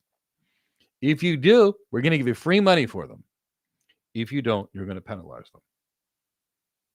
Here's an interesting statistic for you. Prior to this rule, this high-tech rule, medical errors were the 5th leading cause of death in the United States, and approximately 98,000 people died every year of medical errors. 98,000 people in America died due to medical errors when we are actually using paper records. So when we got this high-tech law, this law that came out there that was going to basically say, physicians, you're going to use good computers, we're going to store your data, we're going to be able to exchange your data. Coincidentally, very soon after this law passed, medical errors went from the 5th leading cause of death, and they were upgraded to the 3rd leading cause of death, and medical errors went from 98,000 to over 250,000, a 250% increase in the actual number of people that have died from medical errors. Horribly terrifying. So, is this the cause of the medical errors increasing? Who knows? But I can tell you from a workflow perspective, and why am I talking about this? Because from an architecture perspective, if you don't consider the business and you don't consider the business processes, disasters occur. So it used to be in a medical environment, I would spend 12 minutes with my patient. They'd come in, they'd tell me their problems, I'd ask them questions, I'd examine them for 12 minutes, and I spent 3 minutes writing a note on a piece of paper. As soon as this law mandated, the laws changed, and we all went over to electronic health records. The cumbersome electronic health records on average take about 12 minutes per patient to fill out. So my 15-minute patient visits that used to be 12 minutes of examining and speaking to my patients became 3 minutes, and now it took me 15 minutes to write the chart on my patient. So to me, it's not surprising that medical errors went up 250% after we used tech, because nobody thought about the workflow of the doctor. They thought about the tech. So it's a thought. And then when you see that, and the reason I always talk about business and the concept of architecture is if we don't solve the business problems, the architecture can potentially hurt the person. Is that what happened here? Who knows? Nobody's ran a controlled study, but I want you to think about that as we talk about this act. And the High-Tech Act was aligned with HIPAA, and it applies to covered entities and covered transactions. And it included important updates to HIPAA-related privacy and security. A lot of benefits did come from electronic health records too, but so this act again was about encouragement to adopt electronic health records. It included additional privacy and security things that are related. It really required a notification to victims about data breaches involving their information. So if something happened, you need to be notified. A breach, there was this concept of the breach notification rule, and that would be triggered anytime unsecured protected health information was used or disclosed without your authorization. And with this High-Tech Act, they use 4 factors to determine if a breach has actually been occurred. So the first thing they try to do is what type of information has been involved. So if information is taken, but you can't find the patient's identity from what was taken, and it's fully anonymized, that may not be considered protected health information. So the next thing we think in terms of a breach is the parties who access the information. Was it malicious actors that was a high risk, or did somebody make a mistake and accidentally disclose information? So, when you start determining the breach, these are the things that people are looking at. The next thing is the likelihood of protected health information being able to be viewed or acquired. So if it's low risk, it may not be a breach, but if it's important information, it is a breach, typically speaking. And that's why you can say it's hard to calculate. It's not the easiest thing to classify here. And the security of protected health information is as well. And that means there should be some risk mitigation through encryption and other controls. So if, with regards to this, anytime there is an act where information is disclosed, the victims need to be notified within 60 days of discovering the breach. And if more than 500 individuals were compromised, then the media needs to be notified either with a press release or notifying them in some way, shape, or form. And if the data breach affected more than 500 people, the clinical environment, the healthcare organization, that company will have to notify HHS, or Health and Human Services.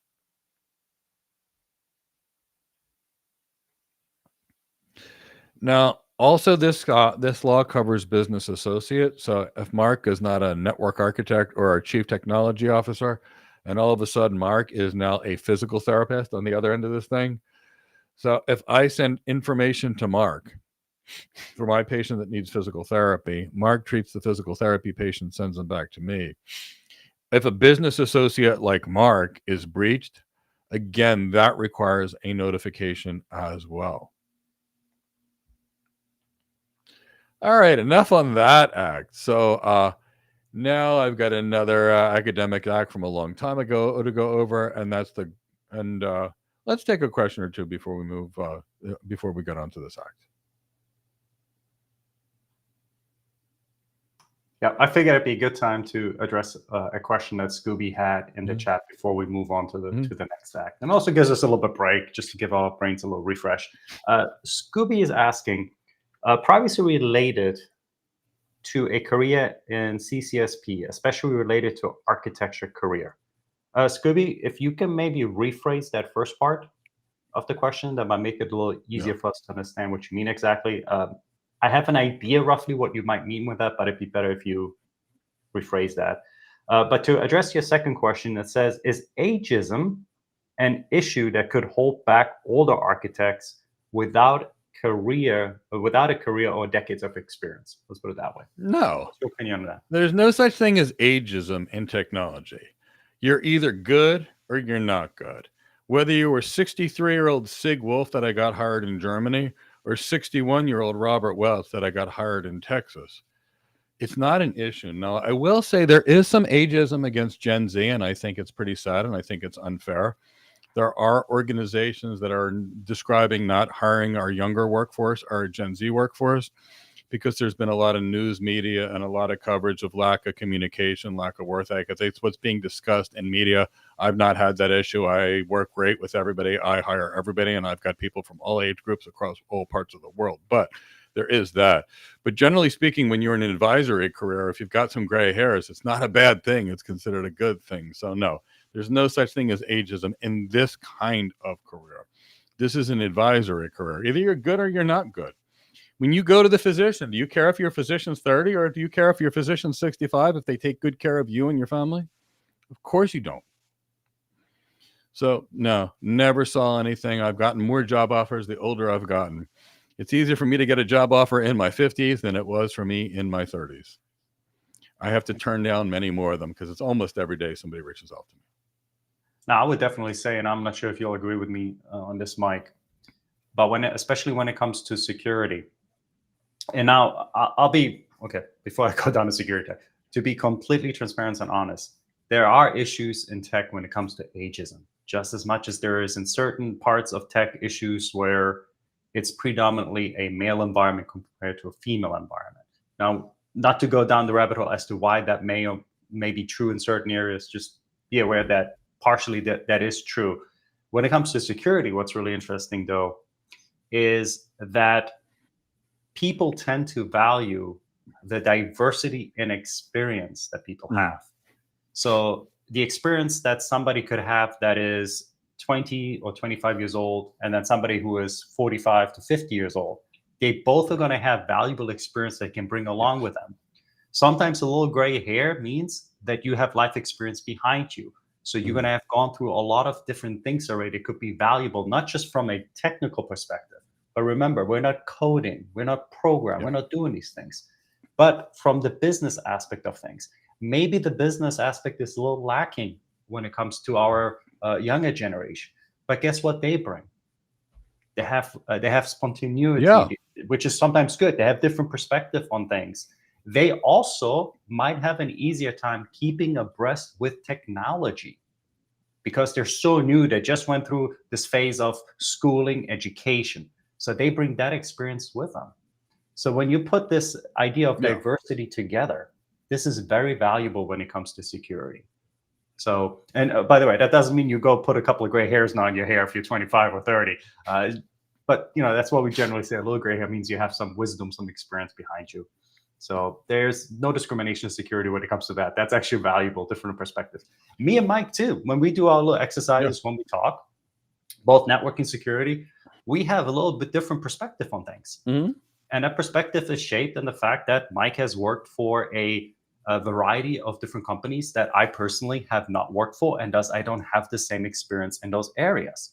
Mike is really good when it comes to overall security for an enterprise. He understands Mhm. also some of these more, I call them specific technologies. If I think back to Yep. what he said yesterday in regards to multicast, let's be Mhm. honest, that's not everybody's cup of tea when it comes to networking, for example, or how to even secure that, make sure that you don't Exactly. have streams going everywhere. But on the flip side, if you put me and Mike Mhm. together, guess what? Now we got multicast and now we got software defined networking. Right. Now we can pair them together and we can come up with a diverse set of solutions and features that would be beneficial to our customers. Yeah. And that's why it's never an issue, because each one of us, I come from the world where I worked with no resources available. So those of us that were in those days, whether it be a me or a Russ White or any of those guys and gals, we're used to having to make sure everything is so perfect or it won't work.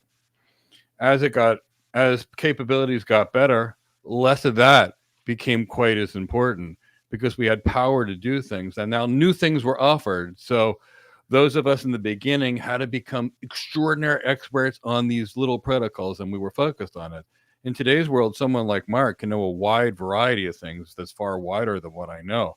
And together, you put us together, and I know when stuff's going to inherently break, because I've seen the weird breaking points of all this wacky stuff. Mark will know all the new technologies and have a better way to do some of these things. And that's why you want to bring it together. That's why you've got all these architecture teams, and you're always building a team, and different people solve problems differently. So I always like people from every perspective. Like I said, that's what our company is. But I would never let anybody think being too old or too young is going to hurt you. Daniel Bosa was 20 years old when we trained him and got him hired by JP Morgan Chase. It was his first tech job as a solution architect. Sig Wolf was 63. Who cares? Well, as long as you're good, there's a market. Yeah. And Scooby did follow up. It was in general, should he be shy about telling people when it comes to his age or privacy around how old he is? I wouldn't Scooby, advertise it. yeah. So, as a general rule, here's the way you play it. At every age, you have a different asset that you play. If you're young, you play your energy, your enthusiasm, and your excitement, and your thirst for knowledge, and your willingness to learn, and your willingness to follow instructions. And you come across like a fireball. If you're a little older, you position wisdom and life experience and leadership, and you show you have enough energy to still get through it, but you show a different way of doing things. From an employer perspective, I don't care if I've got the young fireball or I've got the person that's meticulous. I need both of them on my team. And that's the key, but you play to your strengths. Don't play anybody else's game. And Scooby, if you have time on Thursday, come join us. We'll have a little bit more time to discuss in regards to how the architect career actually looks like. What are some steps? We can discuss a little bit more in detail in regards to some of these concerns that you have and how we can alleviate them through a specific type of training that you can get. We'll have a little bit more time during that webinar. The one that's going to come up later on today around 5 p.m., the Q&A, it's going to be a little bit more, I don't want to say fast paced. We'll take our time trying to answer it, but we won't be able to go into that type of depth as we can during the how would you actually proceed about getting your first cloud architect job. And Tyrone has been so kind already. He's put the link into the chat box as well for tomorrow's webinar. Go ahead, sign up with that, and then we'll have a bit more of a further conversation with you. And of course, everybody else is welcome as well. This is not just for Scooby. This is for everybody. It's our way of giving back to the community and trying to provide you with some guidance in regards to how you can tackle something that seems as behemoth of a challenge as a cloud architect career. So with that, Mike, I'm going to hand it back over to you. Let's take a look at further a little bit at some additional acts and laws and see how they pertain to a career of cybersecurity. All right. Sounds good. All right. Let's talk about the Graham-Leach-Belly Act. And it came out around 1999, and it was known as the Financial Services Modernization Act. And it's a U.S. federal law that aimed to protect consumers' personal financial information and information that was held by their financial institutions. Now, this Gramm-Leach-Bliley Act required financial institutions to explain their information sharing practices to their customers and how they would safeguard sensitive data. It also restricted the sharing of customers' non-public personal information, any information with non-affiliated third parties. So it also required financial institutions to establish and maintain very comprehensive information security programs and maintain the integrity of customer information. I can tell you that the banks themselves probably go way above and beyond any of these federal laws in the way they do things, because in their cases, it's probably more costly to actually deal with the outages than the actual laws themselves, with the number of legal people they have on their team. So realistically speaking, they take this stuff pretty seriously, security and availability and confidentiality, because they don't want somebody stealing $1 trillion from the bank. So the scope of this Gramm-Leach-Bliley Act applied to businesses that were engaged in offering real financial services. So that would be determined by the formality and the frequency of them offering financial services. Here's some obvious examples: a credit card company or a bank that issues loans. It also included some less obvious financial services like debt collection services or loan servicing services or check cashing services or tax services or student loans or investment management firms. So it added a little bit more than people were initially thinking of. The goal here was to aim to protect consumers' privacy by making sure consumers were aware of how their financial information was used, any regulations of information and the use by financial institutions. So this Gramm-Leach-Bliley Act also had privacy notices, and they would be provided when a business relationship begins and then annually thereafter. They must describe privacy policies and disclose how customer information is collected, used, and shared. According to this act, a bank or a financial institution must inform a customer about third-parties who have accessed their data. And the key here is to have some reference information security practices in place. There's some Gramm-Leach-Bliley Act safeguards rules. Now, in this act, it differentiated between customers and consumers. So the customers are the people that have the ongoing relationship with the bank. So you have a bank account, you're the customer. And that means we have to receive full privacy notices and annual when we sign up or an account and annually thereafter, which is why you get them in the mail. Now, consumers are different. They're going to be isolated transactions with the financial institution. So you cash a check. That's considered a consumption.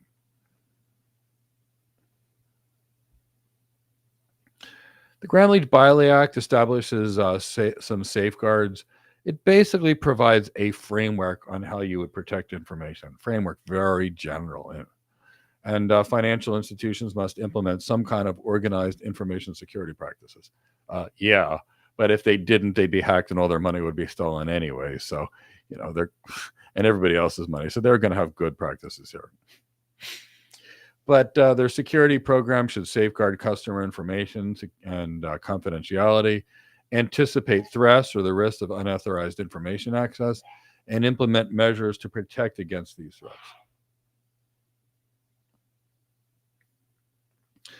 Any kind of information security program that exists under the Gramm-Leach-Bliley Act requires designated people to manage information security. Yeah. Ongoing risk assessments and controls. Yeah, every business does this, at least anybody that has security requirements. And evaluation of third-party partners to make sure they meet security requirements. And this is important. And we've kind of talked about this entire time when we went through this program. If you connect to another organization, you have to understand their security context too, because if you're connecting to them and they get hacked, they can hack you through them. So always need to consider information sharing and where that information can be compromised and how. The Gramm-Leach-Bliley Act established some safeguards, and that meant workforce training. Like, you'd have to tell your people how to protect information, how to secure information systems. Needs to be ongoing monitoring of information systems and how the information is going to be utilized. And this, obviously, because the concern here could be anything from a cyber attack to data loss to systems exposure. If it's set in a DDoS attack and maybe systems expose information they shouldn't, a procedural error could cause information release, a human mistake. All right, enough of that act. Okay, so the next act we're going to talk about is the Sarbanes-Oxley Act. And if any of you can remember, right around the time of 2000, where there were a whole bunch of corporate scandals where a bunch of companies were cooking their books to make their books look really good and get investors to buy their stock when in fact they were losing money. Adelphia Communications was one of them. WorldCom was one of them. There was a whole bunch. Enron was another one. So after these major corporate scandals, the government enacted a new law, a new law, and that was the Sarbanes-Oxley Act. And the goal here was to prevent fraudulent accounting practices and bad audit practices and inadequate financial controls, and maybe even poor oversight by an organization's board of directors. They came up with the scope and applicability. So any publicly traded company must comply with Sarbanes-Oxley rules. It requires a lot of transparency and information that's given to regulatory bodies. It requires companies to disclose their financial information and implement controls to make sure that it's accurate. It's overseen by the Securities and Exchange Commission. So they set these SOX or Sarbanes-Oxley standards and guidelines. They conduct audits. They impose fines if they see noncompliance. There are also state breach notification laws. So organizations may have to deal with breaches at levels. There may be state laws as well. So you can have the laws from the federal government, and then you can have the laws from the state, and potentially you can have additional set of laws from the city. And there are lots of compliance things you're talking about. And then you could be in multiple countries and the same kind of thing can occur. So organizations have to manage breaches at multiple levels. So they have to stop the breach and recover their systems. If a system's breached, they have to manage their business and kind of get their business processes up and operational. The business itself will have to meet any kind of legal and ethical obligations necessary to deal with their clients. And there's usually going to be privacy professionals that are going to be there and legal counsel that will help a company in managing their compliance requirements. Unless you're going to go to law school and be a lawyer. So you're going to need lawyers along the way. So let's talk about the importance of state breach notification laws. So this ensures that an individual can protect themselves if their information is compromised. These laws hold the U.S. private sector accountable, and they provide an incentive for businesses to protect against security breaches. It increases corporate transparency, at least in theory, these laws, because it encourages responsible use of personal information. And of course, responding to any of these laws is costly, and they're going to serve as a deterrent against any kind of breaches. Now, there are federal and state laws. So we talked about some federal statutes like HIPAA. And for the most part, every single U.S. state, including the District of Columbia, U.S. territories like Guam, Puerto Rico, and U.S. Virgin Islands, they all have their own data breach notification laws. And other countries and other states and other environments do as well, but we're talking about U.S. ones right now. One thing that needs to occur is, what's the definition of a data breach? So if an incident has occurred, is it considered unauthorized access? And generally speaking, if there's unauthorized access, it's typically considered a breach. So if you find that somebody's been in your systems, they breached your systems. Now, it doesn't mean they've gotten anything. It means they breached your systems. And if the data is encrypted or sufficiently encrypted or redacted, maybe the unauthorized access really didn't breach anything. So kind of can't think about that. If personal information is taken, like a person's name, full name, like full whole name, like Mike Gibbs, or Cindy the cat, like her whole names. I guess she'd be Cindy Gibbs, my cat. Who knows? At least that's what they call it, the veterinary thing. So that would be considered a breach, along with, say, Cindy the cat's social security number. I don't believe my cat has a social security number, but if cats had social security numbers, it would be something like that. So, what are the conditions for needing to notify someone of a breach? For one thing, the organization must comply with notification rules if there's a breach that occurs. So, when to notify now, these rules are going to vary by state, and who to notify is also going to vary by state. But there's always going to be a who to notify, and that's typically the affected people if they were breached, state regulatory bodies, potentially local media outlets, and major credit reporting agencies, because you've got to say that these people's information was compromised, because the people are now at risk for being identity theft. There's also a timeline of when you need to notify, and that can be 30 days, 45 days, 60 days, what have you. You also think about, how do you notify them? So what are the methods? Are they postal mail? Are they electronic deliveries? Now, the data subjects, the people whose information compromised, may also have rights. So typically speaking, in the United States, if a person's information is breached, a business may have to offer free credit monitoring for a course of a year. And if you think about that, if it costs between doing that and notifying a client for a business is typically between $150 and $250 based upon the business. So if a business has 100 million records that were attacked, just like United Healthcare just did, and it's $150 minimum per notification and free credit monitoring, it's 100 million times 150. It's $15 billion if I did the math right in my head right now, the cost of that breach to, say, United Healthcare or its insurers. Pretty substantial. And then the government may fine them because they were the victim of an attack. So the government may fine them for that attack because they're now not compliant with something. So now that 15 billion could be worse, let alone that brand damage and reputation. It's pretty terrifying.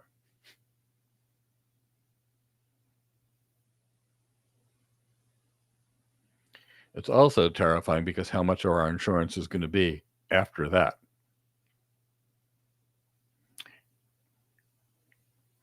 Now let's talk about some international laws. So sovereign countries have their own applicable laws inside of their own jurisdiction. And jurisdiction refers to the land and the people that'll be under a specific court. So country laws can apply to foreign citizens or citizens operating outside their country as well. Let's talk about an example of these international laws. So a hacker that's attacking a target in another country can be prosecuted in another country's security laws. So if we've got someone in, let's pick a nice natural like the country of Cyprus. I've got a lot of family living in Greece, so let's talk about Cyprus. So if someone well, that's probably a bad example. So because they're their neighboring countries. So let's say I am here in Florida and I am not a hacker. I am an architect, not a hacker. But if I hacked into a system in Cyprus, potentially Cyprus could come to America. They could arrest me. They could extradite me or take me back to Cyprus, and then they could prosecute me there because I committed a crime that happened in Cyprus, even if I was sitting in Florida. No, I wouldn't be hacking anybody, and I welcome a trip to Cyprus. Every time I go to Cyprus, I tend to love it, but that's neither here nor there, but I hope that kind of makes sense. Now, how do these international laws impact cloud providers and cloud customers? Well, here's where it gets interesting because cloud services operate across multiple jurisdictions. And that means you might be too, which means you must understand principles and be able to understand and adhere to different laws in different countries. The European Union has a privacy law called the General Data Protection Regulation. You may hear it as GDPR. Now, this was effective starting in 2018. And it kind of, to a degree, was a pretty big standard for privacy protection. And it applies to US-based corporations that have operations in Europe or are sending personal information between the US and Europe. And it was created by privacy advocates as a model for progressive policy notification. So it's a little different. It grants a lot of rights. It's for the most part, it grants individuals a lot of rights and access to their data. It imposes a whole lot of restrictions on businesses that rely on customer data. And non-EU businesses may face some serious challenges and increased legal risks and very costly compliance programs to deal with GDPR regulations. The scope of the GDPR is typically personal data, so any information about an individual, their name, potentially even their IP address or their geolocation. GDPR comes out with a whole bunch of terms and a whole bunch of names for data people. They include controllers, and these are going to be entities determining the purpose and means of processing data. They'll be talking about processors, our data processors, which will be entities handling data for the data controllers. And both will have obligations and liabilities to protect data and its changes.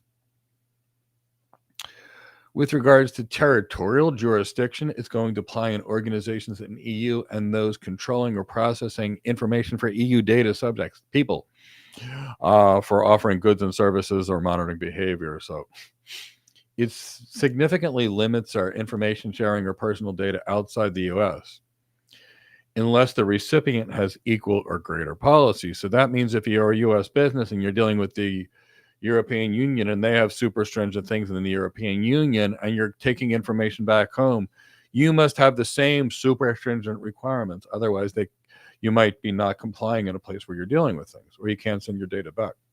So let's talk about data transfers out of the European Union. So for the most part, they're prohibited into non-EU countries unless there's equivalent privacy protections. So it comes down to this concept of an adequacy decision, and the EU authorities will pre-approve non-EU countries with data protection and privacy practices. Let's talk about mechanisms for US-EU data transfers. There's this EU-US Privacy Shield program. There's some binding corporate rules, and there's some standard contractual clauses when this is going to occur.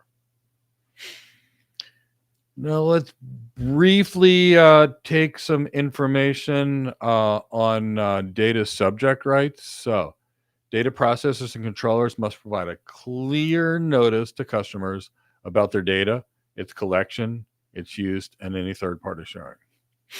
There's a consent requirement. So, companies must obtain meaningful consent from data subjects before collecting their personal information. The consent must be distinguishable, understandable, and accessible. Data subjects can retract their consent or take it away at any time. And expectations exist for legal obligations for certain businesses and operations, those kind of things. But GDPR generally requires an opt-in approach, unlike many laws, which are often more opt-out. Now, data subjects have the right to erasure or the right to be forgotten. That means a data subject can request that their information is deleted. The personal information is taken away. And controllers must erase data without any kind of undue delay. And that's the way they describe it, without undue delay, when consent is withdrawn.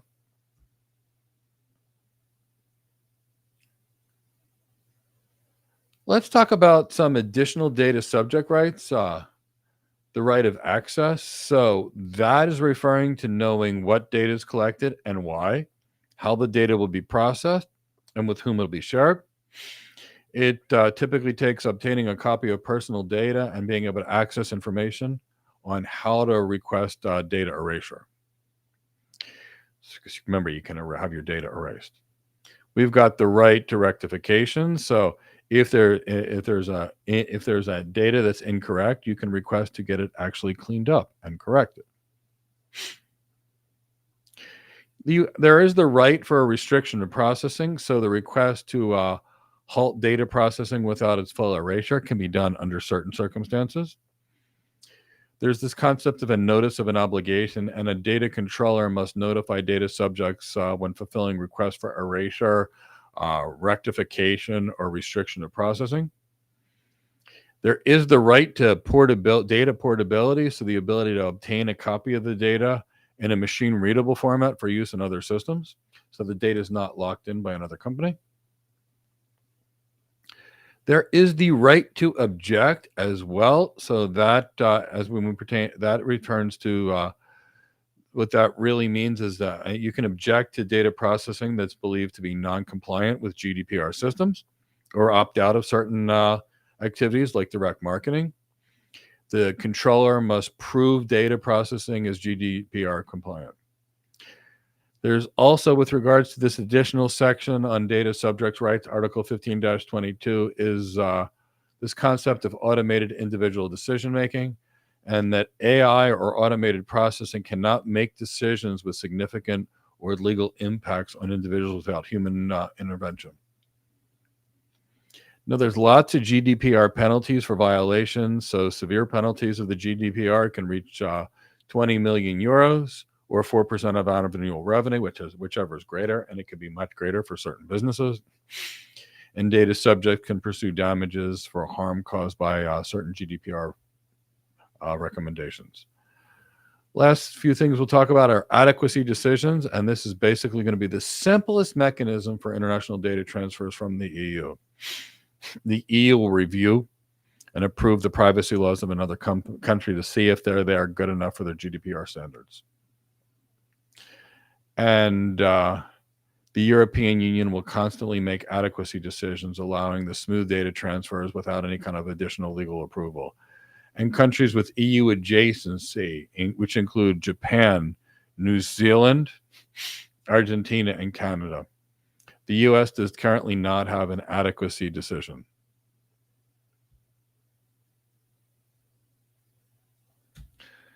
And then the last part that we'll talk about of these GDPR is the safe harbor programs, and they establish safe harbor programs and what they are. And they establish common privacy regulations, and member nations can enforce these standards. And they allow for data transfers between countries with various privacy laws. And they align with the strictest domestic laws of their members. And companies must seek third-party certifications to join. I think that's a good point to break it before we start talking about the Privacy Shield program. See if there's any questions. All right. Now, I know this is a lot for everybody to take in. And because of that, I know that questions can become a little tough to pose. But I wanted to do something specific. I wanted to bring something out for everybody, because sometimes what happens is we come across certain topics and subjects that when they're being discussed, they feel like they have no relevance to what we're going to do. We're being told that, okay, this is part of what I got to do to pass the exam, but how does this actually apply to me? So just give me 1 second. It seems like a message came in.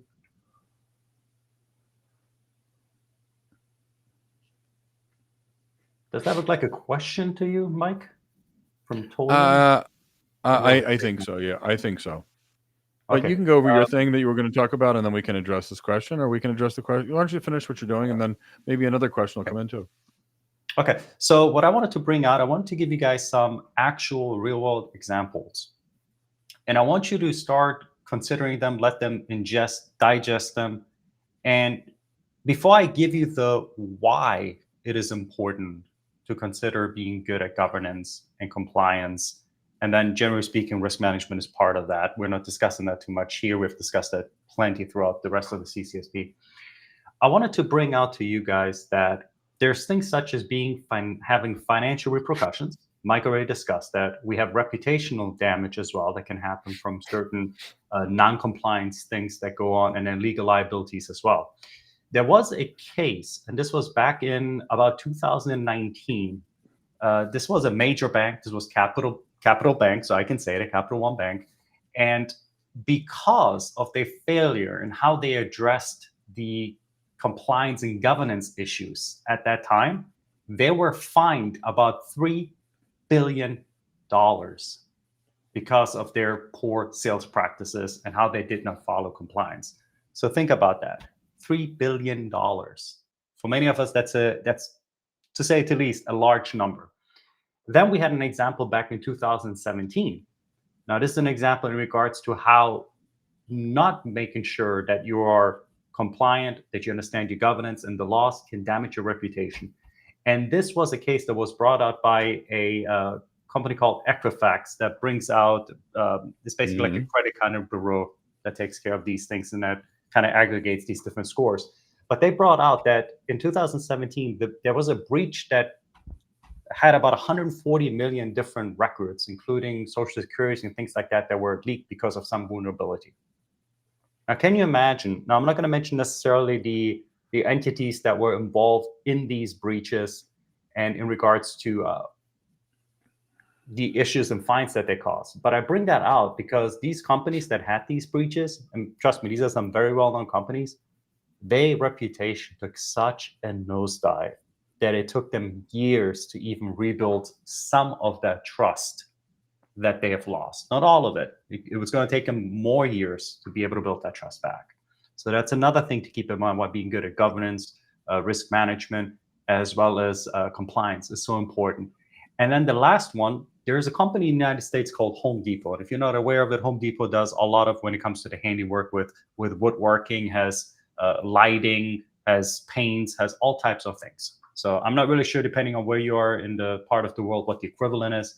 But here it's kind of like a all kind of store where you get goodies. I think some of them have furniture, but it's mostly like woodworking kind of furniture.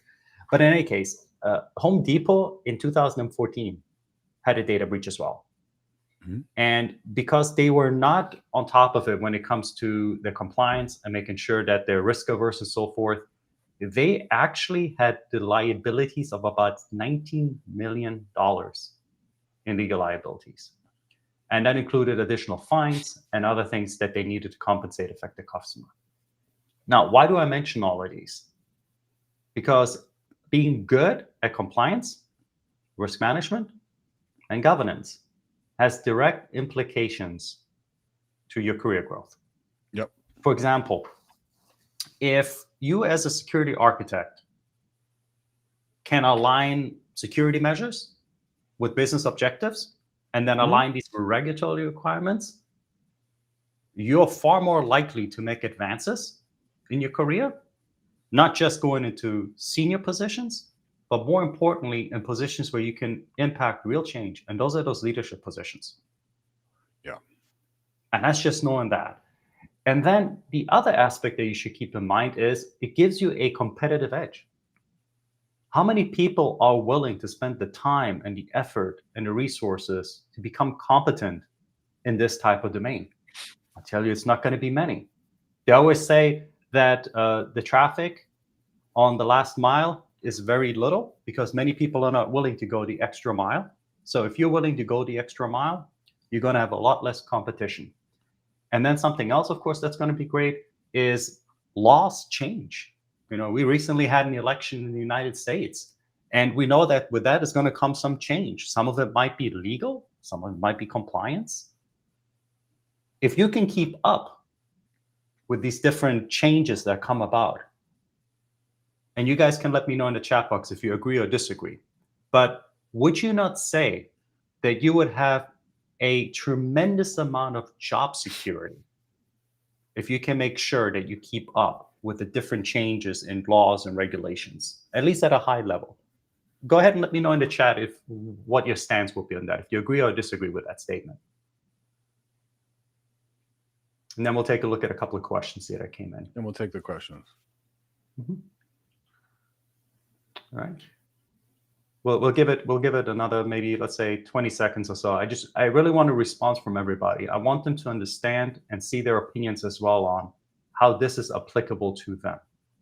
Yeah, and because it's important people get it, that at least at the architect level, we're not going to be touching technology. We're not even going to be allowed. But it's all this other stuff. It's the strategic alignment with the business. It's the analyzing the systems. It's designing the future state architecture models. It's the gap analysis between what they have and what they need. It's the training of their people. It's determining the governance structure. It's all these other things that are really where we go. So I think that's a good point, and I'm glad you brought that up, and I'm glad you showed examples of where these things are messed up. Let's take that first question there from Toyin, and I'll kind of explain it to the main question. So I'm going to have to do a little translation. So what Okay. I'm seeing here is you're asking the question is, if you're an architect, do you have to make sure you're in compliant with the data laws that you're actually dealing with, and thinking about where your client solution is, and thinking about the implications of the regulatory environment, the legal requirements across the countries and everything that's there? The answer is yes. So realistically speaking, what we're talking about in these worlds are anything that's not, I mean, where you don't touch the technology will be under your domain. So that could be anything from over some looking at the systems integration efforts and what their means would be in security, looking at IT and non-IT related risks, creating an architectural review board, facilitating communication between the IT teams and the business staff, developing a cost benefit analysis of a certain thing, looking at a SWOT analysis or a Porter's 5 forces analysis, coming up with a way to create these agile solutions, determining what a security policy might be, managing stakeholders, managing vendors, delivering executive briefings, responding to RFIs, RFPs, RFQs, conducting technology audits, or overseeing migration efforts. This is all architecture. So the answer is yes. All of that stuff is architecture. When you realize how big this is, that we're going to consult with attorneys for those governance, the GRC issues, and then we're going to be with the CEO the next minute, and then the CIO and the CISO, and then the department heads, and then interacting with 15 different vendors, you realize why we can't afford to touch the technology. You realize why we have to stay at that level and see the big picture. So, great question, Toya. All right, let's take a look at some more questions that we have here. And this is from Scooby Doo. He's saying, such standards of compliance. Being affiliated with GoCloud and your good reputation is a good investment for the quick path career build. Is there formal methods you offer to enhance this? Sounds a little bit like a question. So, Scooby, again, here's the question. I'm going to tell you. We have a process that we've used again and again and again that I've used for 20 years that has people working at Apple, at Amazon, at Cisco, at Google, at IBM, Accenture, Deloitte, KPMG, Capgemini, PricewaterhouseCoopers, Barclays Bank, JP Morgan Chase Bank, LeaseWeb, TELUS, Credera, Zscaler, Palo Alto Networks. Now, you're always going to ask if I have a formal method or if I have a best approach. And what if I told you that if I stuck everybody in a formal method, we would have a disaster? Because Mark learns differently than I do. And Chad, who's over in Australia, might think differently than my wife actually thinks. And if I put you all through the same formal method, you know what you're going to get? McDonald's. And you're going to get your hamburger cooked the exact same way every single time. Now, that doesn't take advantage of Chris's analytical skills or Alonzo's strategic skills or Mark's deep depth and analytical skills and the way he looks things. That's treating everybody the same way. And you know what happens when they get done? Nothing. So we have a way where we look at the person's goals, we look at the person's strengths, we help them find their competitive advantages, and we train them with all fundamentals, all skills, give them everything in the elite, and then show them how to use their own advantages to compete better against someone else. Because the way someone that's 20 years old that dropped out of high school like Daniel Bosu has to compete is a whole lot different than the way I compete with two master's degrees, a CCIE and a CISSP. And it's completely different than the way somebody else should compete. And that's why if we ever did a completely formal thing, we'd be just like the universities where you'd graduate school and have no opportunity because they try to treat everybody the same, give everybody the same thing, and in the end, they got nothing. You have to take your strengths. You have to take your weaknesses. You need to have people look at you. We need to take your interests. We need to have your love, goal of what you want, and then guide you accordingly. That's how you actually build a career. Yep. That's what we do. And concise. And again, we'll discuss more of these details, of course, could be during the Thursday's webinar. We'll have a little bit more time, but very good question. I see that even throughout the past 8 days, your mindset, your Yep. thinking Changing. has already changed. We're really Yeah. excited to see that. Again, I Very much come so. from an engineering background, so I'm definitely not throwing any dirt or trying to belittle the engineering background. But No. what's nice to see that both Mike and myself we've gone through, and we see all of you also slowly transitioning towards, is this mindset. You have to think a Yeah. little bit different, Yes. even about the technology, and then completely different when it comes to how business is done and what the business really needs and desires. So fantastic. Keep up the great Yeah. thinking, Scooby. All right, let's take a look at our next question. And this is from Sergio. Sergio is asking, how do we as architects approach from a legal part of the data transmission and data storage of a client in a multi-country environment? So how we should advise clients. So if I misunderstand your question, I'm gonna try to paraphrase it, Sergio, correct me if I'm wrong, but I believe what you're asking is from the perspective of an architect, if we're dealing with data transmissions that are transnational, meaning they go from one country perhaps to another country, so from, let's say, from the European Union, let's say, to the United States, how do we deal with that, especially when we have a multi-cloud environment and a multi-country environment? So the first thing I would tell you there is you will have to be aware of what the relevant data protection laws are, as well Yes. as what the regulations are, number one, for the jurisdiction that you're going to be in, and then also basically what the source of the data will be, and then eventually what the jurisdiction or the destination of the data will be. And you can only do that by conducting thorough analysis of these things. But I'm not saying become a lawyer. That's not what I'm saying. But just so that you're aware of it, what potentially might have to be addressed and what you might have to advise your customer on. Then you would also have to understand things such as the requirements and the different laws and regulations that we already discussed, such as Yep. how does data sovereignty count into this? We discussed, for example, things such as the GDPR, right? The European Union's when it comes to data protection laws. That is also something important to understand. We earlier touched also a little bit on consent, right? You need consent to do these things, especially if you're going to go cross-border with transfers. And then, of course, you need to understand, well, what are my ramifications when it comes to any type of data breaches, right? They're going to be a little different potentially, let's say, how they would be in the European Union compared to maybe something in Asia Pacific region. So that's something to keep in mind. Now, what might help you, might help us all a little bit, is to keep frameworks in mind. In the United States, definitely go with something like the risk management framework that is provided by the National Institute of Standards and Technologies. When you're dealing with European Union or others, they'll have their own international standards that you can take a look at, and some might be more localized, others might be a little bit more broad. But in either case, you will have to take a look at them. But here comes the important point. There is work or research that you will have to do at a high level to be aware of what is going to come about. And while I don't like to make assumptions, I am going to make it that you as an architect, at least you put a good design into place, meaning that you have good data architecture in place, including storage, networking, and so forth. But the most important part is you will have to collaborate with legal experts. This is what you're not going to get past. You will have to consult the legal team.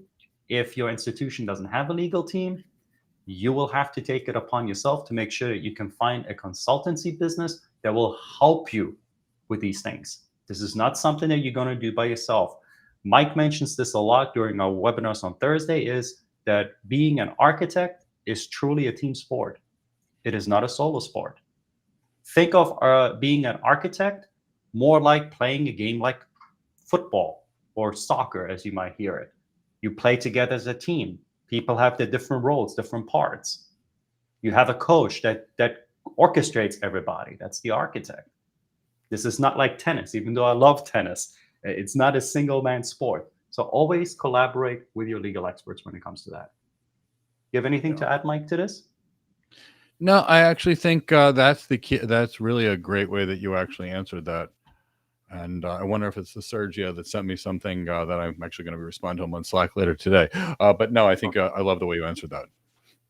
All right, fantastic. All right, let's take a look at, we'll take a look at one more question here from Lo Buin, and I apologize for my mispronunciation. And the question is, what are the certifications needed to add compliance, governance, and risk management? Okay, so let me help you with this. So if you want to build a career of governance, compliance, and risk management, you go to law school. I'm going to make that very clear to you right now. Now, which are the big certifications that tend to stick out in the cybersecurity environment as it pertains to security? The two that will always pop up are the CISSP and the CISM. So there's two. Now there's some others that are like a certified in compliance and ethics professional. There's a certified governance and risk compliance one. But I'd rather see you actually with the CISSP. I think it's in most cases going to do much more for your career. Nobody's going to believe you pass a certification and you know a lot about governance and risk management and compliance, and without a law degree. So it's kind of like, how much are you going to try to do? I would get the CISSP because that's the king of all cybersecurity certifications, and it's got a lot of it. And when I did my CISSP, there were a lot of attorneys there because they wanted to do governance and compliance and risk management work, and that was the thing they wanted to get that added to it. But the CISM as well. So if I had to look at my three best cybersecurity certifications for architects, security leaders, and people that are more moving towards that distinguished engineering path, where they're going to be an engineer, but they're going to be a planning engineer, and they're going to giving more presentations, would fall into the CISS, the CISM, the CISSP, and the CCSP. They'd be my three big ones. Great. All right.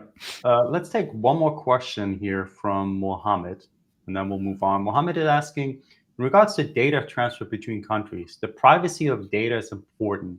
How would we deal with that? So we have this, what you would have to go back to and understand truly is this idea of the CIA triad. So we're talking about confidentiality, we're talking about integrity, and then we're talking about availability. Now, availability, I'm going to put aside because that is an entire design on its own. But when we're talking about confidentiality, what we're talking about there, Mohammed, is talking of a way to hide and obfuscate, meaning we scramble our information. We generally do this with encryption. Now, if you wanted to get a little bit more understanding about the encryption, I invite you to go back a few days. Last week, I think around the second or third day, we started talking about encryption. That's going to give you a good overview of what encryption is, the encryption standards. But at a high level summary, we discussed that you're going to use encryption at rest, meaning when the data is not moving. This is something very good in case there's a breach in regards to, let's say, if it's in a cloud with your cloud service provider, that way that the storage medium cannot be easily just stolen. At least it's encrypted. We also have the concept of what we call data in transit, meaning that the data is being transferred. That's specifically what you're asking for. In that case, we're also going to take advantage of encryption. Now, depending on the budget and the other resources such as equipment that you have, the way we encrypt and decrypt data is going to come into play in regards to what algorithms or what cipher suites you can use. Yeah. The better the cipher suites are, generally speaking, the more computational resources you use. And then there's also this concept that we have in Zero Trust, where you may do some type of double encryption. What I mean with that, just briefly, is let's say we decided I wanted to go with the advanced encryption standards, AES, and I went with something high, like over 1,000 bits, just for example. And I don't recall top of my head how high we are right now with the bits that we can actually do the encryption on. But doing that through that type of cipher suite requires a lot of resources. And we're talking about a long kind of key that you're going to generate from that. The option what we have is we can use the elliptical curve cipher to do a second actual encryption of that particular data. And what that will allow us to do is we will actually shorten the key and allow us to process it a lot quicker. So that's an option that we have there. And this is very popular when we come to a zero trust implementation. And it's also very popular when you go back and you look at the trust from platform modules, as well as the hardware security modules that we have, where we can store our keys in. They're also known for using that type of encryption standard. Because what happens, depending on what module you use, you can have different keys, and these different keys may need double encryption. And so we use that in that case. Of course, even though you asked about privacy, I don't want to forget integrity. We want to make sure that even if this data is encrypted and transferred, that there's nobody that make any type of changes to that data, regardless if it's in transit or if it's just sitting there, meaning it's at rest. So we want to be using also some particular type of hashing mechanisms so that eventually that we can do some kind of check on both ends where we can compare certain values and we can make sure that these cryptographic values actually match. And that way we can make sure that nothing has changed. And at the same time, we're making sure that perhaps somebody is not trying to do some type of replay attack as well. So just little things that can help us with that. But I definitely recommend go back a few days, check out some of the information that we've given in regards to encryption and data, hygiene and so forth. Okay, I think that was about it. So Mike, I'll let you get back to the content, but I do want to briefly mention we only have about another, let's say 20 to 25 minutes where we're going to cover some content. I want to invite you, of course, to sign up for the Q&A that we'll have after the bootcamp, a little after 5 p.m. Eastern time. We're going to have it on Zoom, so we can have a little bit more discussion in regards to career advancements and career questions that you might have. Yeah. And if you do have any additional questions, we'll try to see how we can actually answer them within the time frame that we'll have allotted to ourselves. But with that in mind, everybody, go ahead and turn your page to 359 in your study guide. And I'll hand it back over to Mike as we continue on with the Privacy Shield program. Okay, so let's talk about the Privacy Shield program of 2016. Now, this one was designed by the U.S. Department of Commerce and EU authorities. And what it was designed for was to find a compliant way to transfer data with the U.S. in between the EU. And basically what happens is U.S. companies have to demonstrate compliance, like meaning they're doing what they're supposed to and they're good enough to do it, and they can join. And this was what enabled the kind of adequacy decision between the U.S. and the EU businesses to collaborate. So, of course, the EU always provides a challenge to something. So in this case, it's going to provide challenges to Privacy Shield. So the EU courts ultimately struck down Privacy Shield, and then they reversed the EU adequacy decision. So that left two alternative companies for U.S. companies called binding corporate rules and standard contractual clauses, and both must address U.S. government surveillance concerns. And then the EU can determine whether it can halt data processing anytime it feels like it if issues arise or it perceives issues arising. So let's talk about these binding corporate rules, and they allow transfers outside of the EU with regards to a corporate group. So all parties have to adhere to GDPR standard. There's also this concept of binding corporate rules, and that's legally binding in all jurisdictions. And basically an EU organization will have to assume liability if they're dealing with non-EU partners. And it provides approval from EU member states that also supervise national authority, and it undergoes rigorous review. There's some binding corporate views, which theoretically the advantages are they provide a common framework for privacy compliance, and they are suitable for multinational companies. Now think about the challenges here. Now we're going to have conflicts between the European Union and GDPR and non-EU country laws. U.S. governments have certain data disclosure laws, which are different than GDPR prohibitions. And an organization must notify the EU of authorities of conflicts, and it's going to schedule unhighlighted returns. So now you're starting to understand why a big business that's in many, many countries has an army of lawyers working for them. So they can find ways to kind of interpret the laws and wiggle around the laws to find the least impact to them, because these laws get pretty big. So companies have armies of lawyers, and they will test each and every one of these systems in the court over a period of time.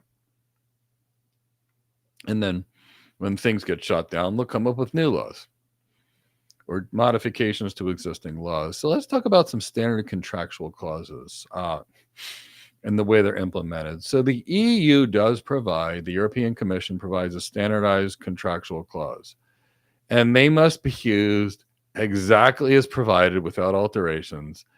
And basically, an EU company is sharing data is what somebody considered to be a data explorer. And if a non-EU company is receiving the data, they're considered to be the data importer versus the data exporter, which is the EU company.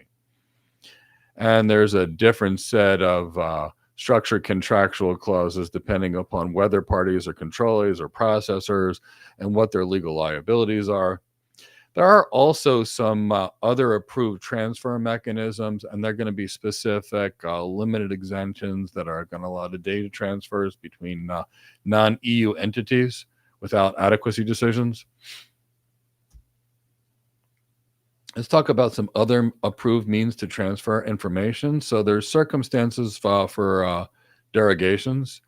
And that means with the informed consent of the data subject, or to fulfill the contractual obligations with the data subject, or for important reasons of deemed public interest, or to fulfill legal obligations, or to safeguard vital interests of the data subject if they can't provide consent. So there's all kinds of other opportunities for transfer, and there's many other rules and regulations that are part of it. There's additional exemptions related to approved transfers. For example, there can be a one-time transfer for a small amount of data subjects if there's a controlling legitimate interest or someone proves that there is. It requires notifying EU supervisory authority, and then the supervisor authority informs affected data subjects and the such. So there's opportunities for that. There's also laws, rules, and regulations and standards. And again, they can be created by anybody, such as legislature. And failure to follow a law can result in fines or imprisonment of the people that are ignoring the laws or whoever's responsible.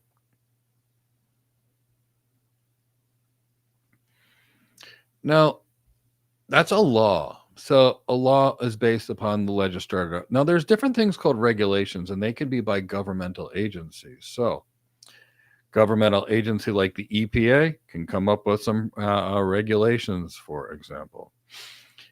There's regulations for using radio waves in governmental bodies. They're regulatory agencies for everybody. So they can create a new set of rules. And if they're not followed, they can be punished similar to laws, criminal or civil fines. Now, that's different than a standard. And they draw the definition of the difference between a standard. And a standard is where you dictate a reasonable level of performance. It can be a standard that you make up, or it could be a standard from an industry body or a group like the ISO. Generally thinking, adhering to a standard will reduce an organization's liability because they're demonstrating due care to follow an industry standard. Think PCI DSS. So in some cases, it's mandatory. Like you have to mandatorily do it, follow it. But that's what we're talking about with the standard. Now, the payment card industries have their own, and they call that the payment card industry data security standards, PCI DSS. And this is a voluntary thing for organizations that participate in credit card processing. And it requires submission to this payment credit card industry oversight board. And that means audits. It means reviews. It's not a law. It's more of a framework with an enforcement mechanism. Now, there could be also contractual agreements. So if I agree to share data with Mark, and I mandatorily need some type of really secure data security thing, I can come up with an agreement with Mark where he and I sign it ahead of time, and we agree to handle sensitive data in a certain way. So that's possible too, in a contractual agreement. And it gets more and more complicated the more international you go, because internet and cloud services kind of facilitate global trade, but now you could be in different decisions where you've got conflicting laws. What's legal in one place, not legal in another place.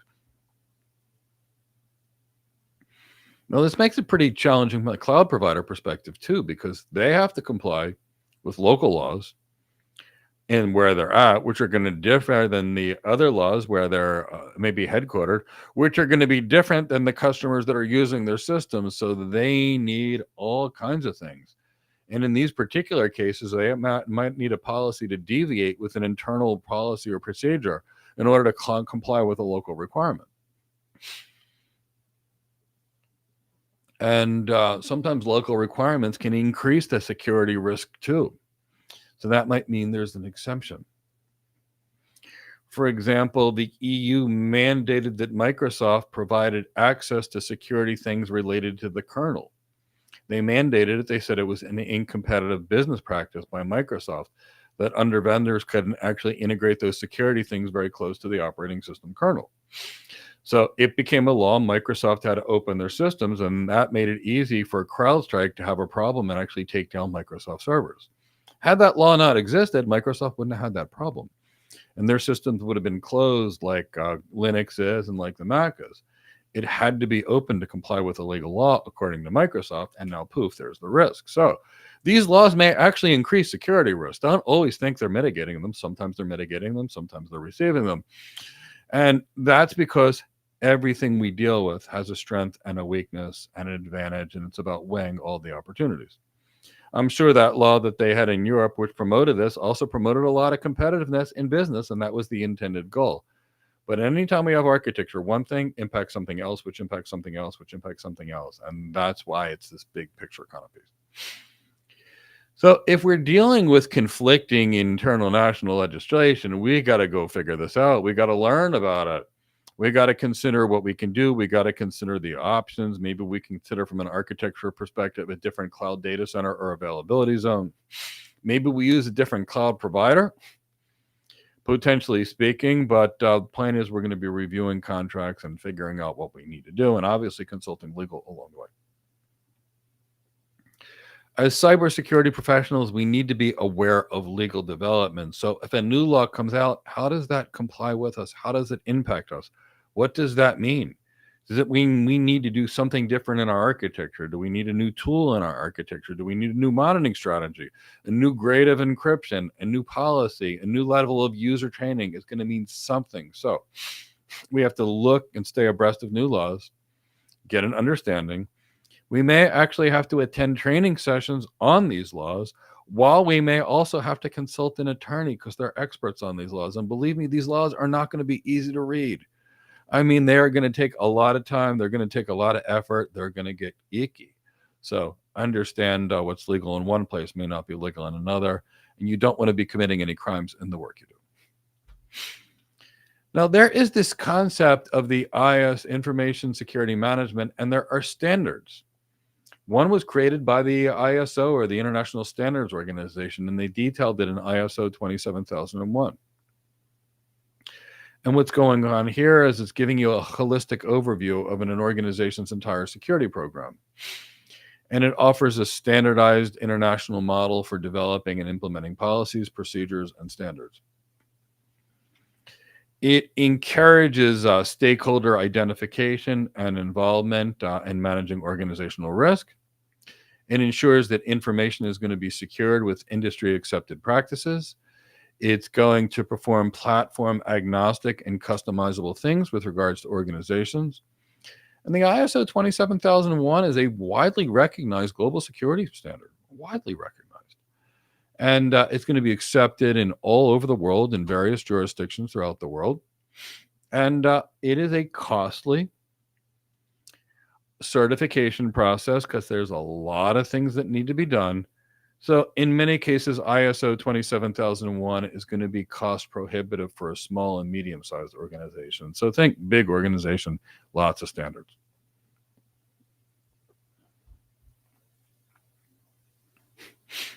Now we have the concept of the ISO 27017. And this is created by the ISO and the International Electrotechnical Commission. And this provides guidelines for information security controls in cloud services. And it covers standards for cloud service provisions and cloud customer information and privacy control. Again, this is not a law, but it's still recognized internationally, and it's sometimes required by law in certain jurisdictions. So That's kind of like in a certain place, you have to have other things in order to qualify for a law. That's what is really going on here. Now, when it comes to privacy in the cloud, we have to think about considerations of cloud privacy. And organizations must address the impact of privacy of personal information when moving to the cloud. So there's some good frameworks here that we can look at. We can look at the generally accepted privacy principles framework. It's a great framework to look at. There's another framework, the ISO 27018. We can look at that as well. Let's talk about generally accepted privacy principles. And the goal here is to create an environment where we've got a global framework for policy management. And this is going to be developed by the American Institute of Certified Public Accountants, the Canadian Institute of Chartered Accountants, and it involves experts and expert input to establish commonly accepted privacy procedures or principles. Let's talk about the 10 main GAP principles, and they are management, notice, choice and consent, collection and retention and disclosure, as well as access, information disclosure to third parties, security and privacy, quality, and then monitoring the environment. So we're going to cover all these principles, which is a whole lot. Here's my thought. Because we are going to go at 5 p.m. and we're going to be live on Zoom, I'm going to say maybe people have questions on the material for 5 minutes now, and then we will break for 10 minutes and we will show up on Zoom. We will address any career question that you desire during those next 2 hours. It is completely free. And by doing so, we'll be on Zoom. So if you ask a question, I'll be able to ask you the other questions to check your status or see where you are or do anything that we need to give you the consulting we need. So let's see if there are any questions here. And if so, Mark and I will answer 5 minutes of questions, and then we'll all take 5 minutes to fill our water containers because I used up my liter of water. And then we'll get back to whatever we're doing. I got to drink a lot to be able to talk this much. You know what I think is happening, Mike? And by the way, those that are in attendance, if you disagree with my next statement, let me know. But this is my take what's happening. We've been priming everybody since the first session of the bootcamp last week on Monday that when we get to eventually this domain about governance, legal, and compliance, that the answer to most questions is always going to be consult your legal team. So I think that kind of encompasses most of the questions everybody has. But if I'm wrong with that, let me know in the chat. If you agree that this kind of covers most of the questions everybody has, and considering that we're not lawyers and we can't technically give you any legal advice, please let me know in the chat. You can either do so by saying yes, no, or you know what, even better, just give us a hashtag CCSP if you do agree with me, please.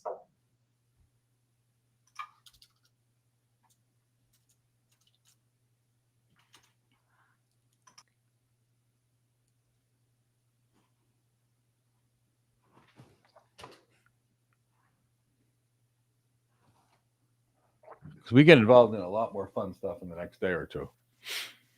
Yeah. All right. Everybody's a little quiet, so that either means the legal stuff was very challenging to listen to, which is quite possible, or everybody stayed up very late last night and didn't get enough sleep. I know I was up pretty late. It could be that, but I don't see any kind of major questions coming here. So we will see you all in exactly 12 minutes at 5 p.m. or as many of you want.